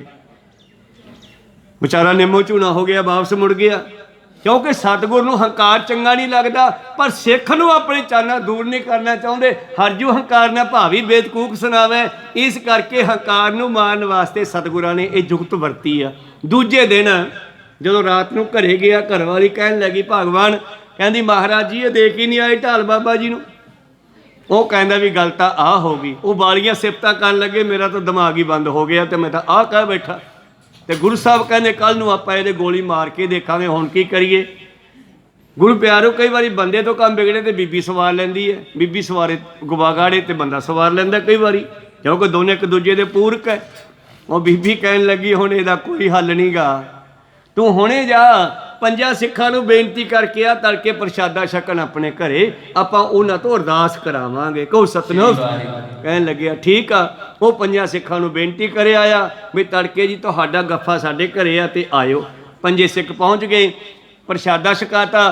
ਫਿਰ ਪੁੱਛਦੇ ਆ ਹਾਂ ਭਾਈ ਸਿੱਖੋ ਕਿਵੇਂ ਸੱਦਿਆ ਸੀ? ਮਹਾਰਾਜ ਜੀ ਬਸ ਬੇਨਤੀ ਆ, ਇੱਕ ਢਾਲ ਅਸੀਂ ਗੁਰੂ ਸਾਹਿਬ ਨੂੰ ਭੇਟ ਕਰਨੀ ਆ ਤੇ ਸਾਡੀ ਸੇਵਾ ਪ੍ਰਵਾਨ ਹੋ ਜੇ, ਬਸ ਇਹ ਬੇਨਤੀ ਕਰ ਦਿਓ। ਕਹਿਣ ਲੱਗੇ ਠੀਕ ਆ। ਉਹਨਾਂ ਨੇ ਅਰਦਾਸ ਬੇਨਤੀ ਕੀਤੀ। ਦੂਜੇ ਦਿਨ ਦੁਪਹਿਰੇ ਜੇ ਫਿਰ ਢਾਲ ਲੈ ਕੇ ਪਹੁੰਚ ਗਿਆ ਲਾਲ ਸਿੰਘ, ਤੇ ਉਹ ਢਾਲ ਲਿਆ ਕੇ ਸਤਿਗੁਰਾਂ ਦੇ ਪੇਸ਼ ਕਰਦਾ। ਕਹਿੰਦੇ ਆ ਗਿਆ? ਹਾਂ ਮਹਾਰਾਜ। ਕਹਿੰਦੇ ਚੱਲ ਫਿਰ ਇਹਦੇ ਗੋਲੀ ਮਾਰ ਕੇ ਦੇਖਦੇ ਆ। ਉੱਠ ਕੇ ਦੀਵਾਨ ਚੋਂ ਸਾਹਮਣੇ ਮੈਦਾਨ 'ਚ ਆ ਗਏ। ਮੈਦਾਨ 'ਚ ਬੰਦੂਕ ਚੱਕ ਲਈ। ਕਹਿੰਦੇ ਲਿਆ ਇਹਦੇ ਗੋਲੀ ਮਾਰ ਕੇ ਦੇਖੀਏ। ਕਹਿੰਦੇ ਦੂਰ ਖੜ ਕੇ ਇਸ ਢਾਲ ਨੂੰ ਲੈ ਕੇ ਖੜ ਜਾ। ਹੁਣ ਜਦ ਉਹ ਲੈ ਕੇ ਖੜ ਗਿਆ ਤੇ ਪਾਤਸ਼ਾਹ ਨੇ ਬੰਦੂਕ ਸਿੱਧੀ ਕੀਤੀ, ਤੇ ਪਾਤਸ਼ਾਹ ਕੀ ਦੇਖਦੇ ਆ ਕਿ ਉਹਦੇ ਉੱਤੇ ਬਾਬੇ ਨਾਨਕ ਦਾ ਸਰੂਪ ਬਣ ਗਿਆ। ਪਾਤਸ਼ਾਹ ਨੇ ਬੰਦੂਕ ਨੀਵੀਂ ਕਰ ਲਈ, ਫੋਟੋ ਬਣ ਗਈ ਬਾਬੇ ਨਾਨਕ ਦੀ। ਫੋਟੋ ਘੁੰਮਣ ਲੱਗੀ, ਨੀਵੀਂ ਕਰਕੇ ਫਿਰ ਸਿੱਧੀ ਕੀਤੀ, ਦੂਜੇ ਪਾਤਸ਼ਾਹ ਦੀ ਬਣ ਗਈ। ਤੀਜੀ ਵਾਰ ਕੀਤੀ, ਪਹਿਲੇ 9 ਗੁਰੂਆਂ ਦਾ ਚੱਕਰ ਐ ਘੁੰਮਣ ਲੱਗਿਆ ਢਾਲ ਤੇ। ਪਾਤਸ਼ਾਹ ਰੱਖ ਕੇ ਬੰਦੂਕ ਕਹਿੰਦੇ ਉਹ ਲਾਲ ਸਿਆ ਰਾਤੇ ਰਾਤ ਕੀ ਕਰਤਾ ਢਾਲ ਨੂੰ ਤੂੰ? ਕੋ ਸਤਨਾਮ, ਅੱਜ ਤਾਂ ਸਾਡੀ ਗੋਲੀ ਵੀ ਟੱਪੀਏ ਚੋ। ਕਹਿੰਦਾ ਜੀ ਅਸੀਂ ਕੀ ਕਰਨ ਜੋਗੇ ਆ, ਇਹ ਸਭ ਸੋਡਾ ਹੀ ਕੀਤਾ ਕਰਾਇਆ। ਕੋ ਸਤਨਾਮ। ਕਹਿੰਦੇ ਫੇਰ ਵੀ ਕੀ ਕੀਤਾ?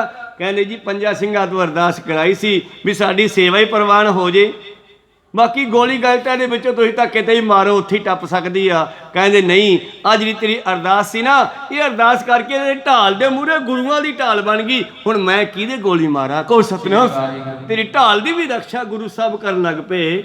ਜੇ ਤੂੰ ਕੱਲ ਹੀ ਇਹ ਗੱਲ ਕਹਿ ਦਿੰਦਾ ਜੀ ਤੁਹਾਡੀ ਕਿਰਪਾ ਹੈ, ਫਿਰ ਆਪਾਂ ਨੂੰ ਇੰਨਾ ਕੁਛ ਕਿਉਂ ਕਰਨਾ ਪੈਂਦਾ? ਪਰ ਗੁਰੂ ਸਾਹਿਬ ਜੀ ਦੀਆਂ ਸਾਰੀਆਂ ਸਾਖੀਆਂ ਸਾਨੂੰ ਗਿਆਨ ਦੇਣ ਵਾਸਤੇ ਤਿਆਰ ਹੋਈਆਂ। ਕੋ ਸਤਨਾਮ। ਜਿਤਨੇ ਵੀ ਬਚਨ ਬਿਲਾਸ ਸਤਿਗੁਰਾਂ ਨੇ ਕੀਤੇ, ਜਿੰਨੀਆਂ ਸਾਖੀਆਂ ਬਣੀਆਂ, ਸੁਣ ਸਾਖੀ ਮਨ ਜਾ ਪਿਆਰ, ਅਜਾਮਲ ਉਦਰਿਆ ਕਹਿ ਏਕ ਵਾਰ, ਗਣਕਾ ਉਦਰੀ ਹਰ ਕਹੇ ਤੋਤ, ਮਨ ਸਿਮਰ ਤੂੰ ਹੋਏ ਮੋਖ। ਇਸ ਤਰ੍ਹਾਂ ਭਾਈ ਲਾਲ ਸਿੰਘ ਜੀ ਪੈਰੀ ਪੈ ਗਿਆ। ਮਹਾਰਾਜ ਧੰਨਵਾਦ, ਤੁਸੀਂ ਮੇਰੀ ਸੇਵਾ ਪ੍ਰਵਾਨ ਕਰ ਲਈ। ਤੋ ਕਹਿਣ ਤੋਂ ਭਾਵ ਹੈ, ਦੇਖੋ ਇੱਥੇ ਜੱਖ ਵੀ ਪਾਤਸ਼ਾਹ ਦੇ ਪੈਰੀ ਪੈ ਗਿਆ, ਤੇ ਇਹ ਪਹਿਲਾਂ ਉਹ ਨਾਗ ਲੋਕ ਦਾ ਰਵਾਲ ਵੀ ਪੈਰੀ ਪੈ ਗਿਆ। ਹੁਣ ਦੋਨਾਂ ਨੂੰ ਫਿਰ ਛੱਡਣਾ ਪਿਆ, ਦੋਨੇ ਪੈਰੀ ਪੈ ਗਏ। ਹੁਣ ਮਾਰਨ ਕਿਹਨੂੰ ਤੇ ਕਿਹਨੂੰ ਰੱਖਣ? ਕੋ ਸਤਨਾਮ। ਤੋ ਪਾਤਸ਼ਾਹ ਜੀ ਫਿਰ ਉੱਥੋਂ ਵਾਪਸ ਚੱਲਦੇ ਹਨ। ਦੋਹਰਾ ਗਨ ਜਚਨ ਕੋ ਜੂਥ ਪਾਤਾ, ਜਬੇ ਕਹਿਓ ਇਸ ਭਾਂਤ। ਤੋ ਜੱਛਾਂ ਦੇ ਸਰਦਾਰ ਨੇ ਜਦੋਂ ਸਤਿਗੁਰਾਂ ਦੇ ਚਰਨਾਂ ਵਿੱਚ ਇਹ ਬੇਨਤੀ ਕੀਤੀ ਹੈ, ਸ੍ਰੀ ਕਲਗੀਧਰ ਸੁਨ ਸਕਲ, ਬੋਲੇ ਬਚ ਵਿਖਿਆਤ।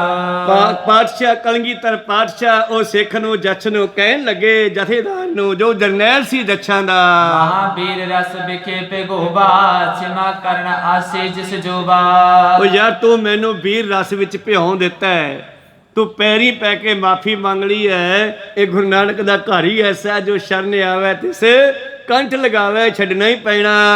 ਆਦਿਕ ਪ੍ਰਤਾਪ ਸੰਗ ਭਰਪੂਰਾ, ਵਿਜੇ ਸਹਿਤ ਬੋਲੇ ਬਚਰੂਰਾ। ਸਤਿਗੁਰੂ ਪਾਤਸ਼ਾਹ ਜੀ ਬੜੇ ਜੋਸ਼ ਦੇ ਨਾਲ ਉਸ ਨੂੰ ਕਹਿਣ ਲੱਗੇ, ਜਗ ਮੈਂ ਤੁਰਕਣ ਸੈਨਾ ਅਨਗਨ, ਸਭ ਤੋਂ ਅੰਗ ਸੇਤ ਅਤ ਦੁਰਜਨ। ਜਗ ਦੇ ਵਿੱਚ ਤੁਰਕਾਂ ਦੀ ਅਣਗਿਣਤ ਸੈਨਾ ਹੈ, ਦੁਰਜਨ ਮਾੜੇ ਲੋਕਾਂ ਦੀ ਬੜੀ ਸੈਨਾ ਹੈ। ਜਿਨ ਤੇ ਕਹੋ ਮਵਾਸ ਨਾ ਰਹਿਓ, ਸਭ ਤੇ ਦੰਡ ਉਜ ਤੇ ਲਹਿਓ। ਔਰ ਜਿਨ੍ਹਾਂ ਨੂੰ ਮੈਂ ਆਕੀ ਨਹੀਂ ਰਹਿਣ ਦਿੱਤਾ, ਭਾਵ ਜਿਹੜਾ ਮੈਥੋਂ ਆਕੀ ਹੋ ਗਿਆ ਉਹਨੂੰ ਛੱਡਿਆ ਨਹੀਂਗਾ, ਸਾਰਿਆਂ ਪਾਸੋਂ ਸ਼ਕਤੀ ਨਾਲ ਦੰਡ ਦਿੰਦੇ ਹਾਂ, ਲੈਂਦੇ ਹਾਂ। ਦੀਨ ਦਾਸ ਤਿਨ ਕੇ ਬਨ ਰਾਹੋ, ਹੁਕਮ ਕਰੇਨ ਪਰ ਮਨ ਪਾਓ। ਔਰ ਪਹਾੜੀ ਰਾਜੇ ਉਹਨਾਂ ਦੇ ਦੀਨ ਹੋ ਕੇ ਉਹਨਾਂ ਦੇ ਪੈਰੀ ਪੈਂਦੇ ਹਨ, ਉਹਨਾਂ ਦੇ ਨੌਕਰ ਬਣੇ ਫਿਰਦੇ ਐ। ਜਗ ਮੈਂ ਪਿਓ ਅਸ਼ਤਰ ਪ੍ਰਤਾਪੋ, ਹੋਤੇ ਸ਼ਤਰੂ ਕੀਨੇ ਸਭ ਖਾਪੋ। ਦੁਸ਼ਮਣ ਤਾਂ ਵੈ ਬਹੁਤ ਮਾਰ ਲੇ, ਪਰ ਇਹਨਾਂ ਪਹਾੜੀਆਂ ਨੂੰ, ਭਾਵ ਜਿਹੜੇ ਮੇਰੇ ਲੋਕ ਐ, ਮੈਂ ਇਹਨਾਂ ਨੂੰ ਕਿਵੇਂ ਸਮਝਾਵਾਂ?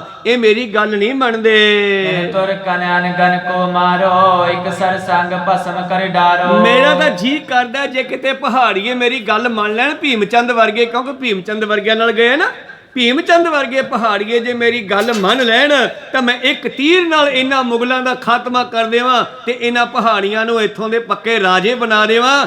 ਪਰ ਜੱਛ ਇਹ ਮੇਰੀ ਗੱਲ ਨਹੀਂ ਮੰਨ ਰਹੇ। ਸਾਜੋ ਤੇ ਇੱਕ ਰਹਿਣ ਨਾ ਪਾਵੇ, ਛੁੱਟਿਓ ਬਾਣ ਇੱਕ ਸਾਥ ਖਪਾਵੇ। ਇਹਨਾਂ ਦਾ ਕੋਈ ਵੀ ਸਾਜੁਦ ਸ਼ਸਤਰ ਧਾਰੀ ਕੋਈ ਯੋਧਾ ਬਚਨ ਨਹੀਂ ਦੇਵਾਂ, ਔਰ ਇਹਨਾਂ ਨੂੰ ਇੱਕੋ ਤੀਰ ਦੇ ਨਾਲ ਖਤਮ ਕਰਦੇ ਆ। ਸਮਾ ਹਮ ਕਲੂ ਵਿਚਾਰਾ, ਬਹੁਰ ਦੇ ਮਨ ਕੋ ਤਾਰਾ। ਪਰ ਅਸੀਂ ਕਲਯੁਗ ਦਾ ਸਮਾਂ ਜਾਣ ਕੇ, ਜਾਣ ਬੁੱਝ ਕੇ ਇਹ ਸ਼ਕਤੀ ਵਿਖਾਉਂਦੇ ਨਹੀਂ। ਇੱਕ ਤਾਂ ਅਸੀਂ ਮਨੁੱਖ ਬਣ ਕੇ ਆਏ ਆ, ਮਨੁੱਖਾ ਅਵਤਾਰ ਹੈ ਸਾਡਾ। ਚਲੋ ਜੀ ਅਸੀਂ ਅਵਤਾਰਾਂ ਵਾਲੀ ਸ਼ਕਤੀ ਏਦਾਂ ਵਿਖਾ ਵੀ ਜਾਈਏ ਫਿਰ ਇਹਨਾਂ ਨੂੰ ਕੌਣ ਸਿਖਾਊਗਾ? ਇਸ ਕਰਕੇ ਇਹਨਾਂ ਦੀ ਟ੍ਰੇਨਿੰਗ ਵਾਸਤੇ 14 ਲੜਾਈਆਂ ਕੀਤੀਆਂ 10ਵੇਂ ਪਾਤਸ਼ਾਹ ਨੇ, ਖਾਲਸੇ ਪੰਥ ਨੂੰ ਸਿਖਾਉਣ ਵਾਸਤੇ ਸਭ ਕੁਝ। ਕਿਉਂਕਿ ਟ੍ਰੇਨਿੰਗ ਵਾਸਤੇ ਵੀ ਅੱਗੇ ਹਮਲਾਵਰ ਚਾਹੀਦਾ, ਫੇਰ ਹੀ ਲੜਾਈ ਹੋਊਗੀ ਨਾ, ਫੇਰ ਹੀ ਉੱਥੇ ਟ੍ਰੇਨਿੰਗ ਹੋਊਗੀ, ਅਭਿਆਸ ਹੋਊਗਾ। ਇਸ ਕਰਕੇ ਪਾਤਸ਼ਾਹ ਕਹਿੰਦੇ ਇਹ ਸੋਚ ਕਰਕੇ रहन पलेन कौन सारे न चाहिए मेरे जात बिगारे। ਔਰ ਇਹਨਾਂ ਦੇ ਅਨੁਸਾਰ ਰਹਿਣਾ ਮੈਂ ਚੰਗਾ ਸਮਝਿਆ। मैं चाहना कि मर्यादा ना बिगड़े। सने सने सब होने खपावे तुर्क नगार बंद न पावे। पर कोई गल नहीं, सुन लो, समा आवेगा मैं हौली हौली चुन चुन के इन्हां मुगलों का, तुर्कों का, जालमां का, जुल्म करने वालियां का खात्मा करूंगा। इन्हां दा मैं नगारा बजाउण वाला भी नहीं छड्डना। सोनेरे बाल गुरु की बानी भरी बीर रस आप बखानी। और रिवाल जेड़ा है गुरु के बचन सुन के जोश विच आ गया, चरनी पै गया। अनकी नीले संग करोर पहुंचो आए आपकी ओर। ये भी कहंदा, रिवाल भी कहंदा जी मेरी भी फौज ਤੁਹਾਡੇ ਨਾਲ होगी, फिर राज करेगा खालसा आकी रहे ना कोई।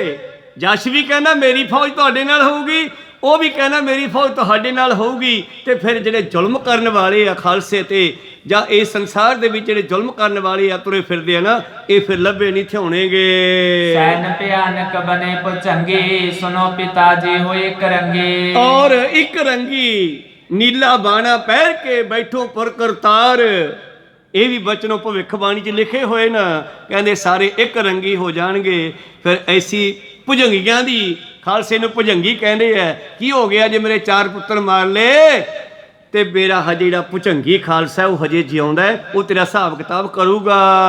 ਜਬੇ ਸਮਾ ਪਹੁੰਚੋਗੇ ਆਏ ਸ਼ਤਰਨ ਸਨ ਤਬ ਕਰੋ ਲੜਾਈ। ਕੋਈ ਨਾ ਮਹਾਰਾਜ, ਅਸੀਂ ਵੀ ਤੁਹਾਡੇ ਨਾਲ ਆ ਜਦੋਂ ਸਮਾਂ ਬਣਿਆ ਦੁਸ਼ਮਣ ਨਾਲ ਲੜਾਈ ਕਰਨ ਦਾ। ਜੀਤੋ ਗੰਧਰਵ ਦੇਸ਼ ਵਿਸਾਲਾ ਲੜੇ ਖਾਲਸਾ ਮਿਲਤ ਸਕਾਲਾ। ਸਾਰਾ ਗੰਧਰਵ ਲੋਕ ਵੀ ਖਾਲਸੇ ਪੰਥ ਦੇ ਹੱਥ ਵਿੱਚ ਹੋਵੇਗਾ। ਖੈਰ ਅਗਲੀ ਵਿਚਾਰ ਕੱਲ ਦੇ ਦੀਵਾਨਾਂ ਵਿੱਚ ਸਰਵਣ ਕਰਾਂਗੇ।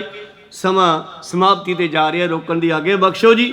ਬੋਲਦਿਆਂ ਨੇਕਾਂ ਅੱਖਰ ਬਾਅਦ ਘਾਟ ਹੋ ਜਾਂਦੇ। ਸਿੱਖ ਸੰਗਤਾਂ ਤੇ ਸਤਿਗੁਰੂ ਬਖਸ਼ਣ ਜੋਗ ਹੈ, ਬਖਸ਼ ਲੈਣਾ। ਸਮਾਪਤੀ ਕਰੀਏ।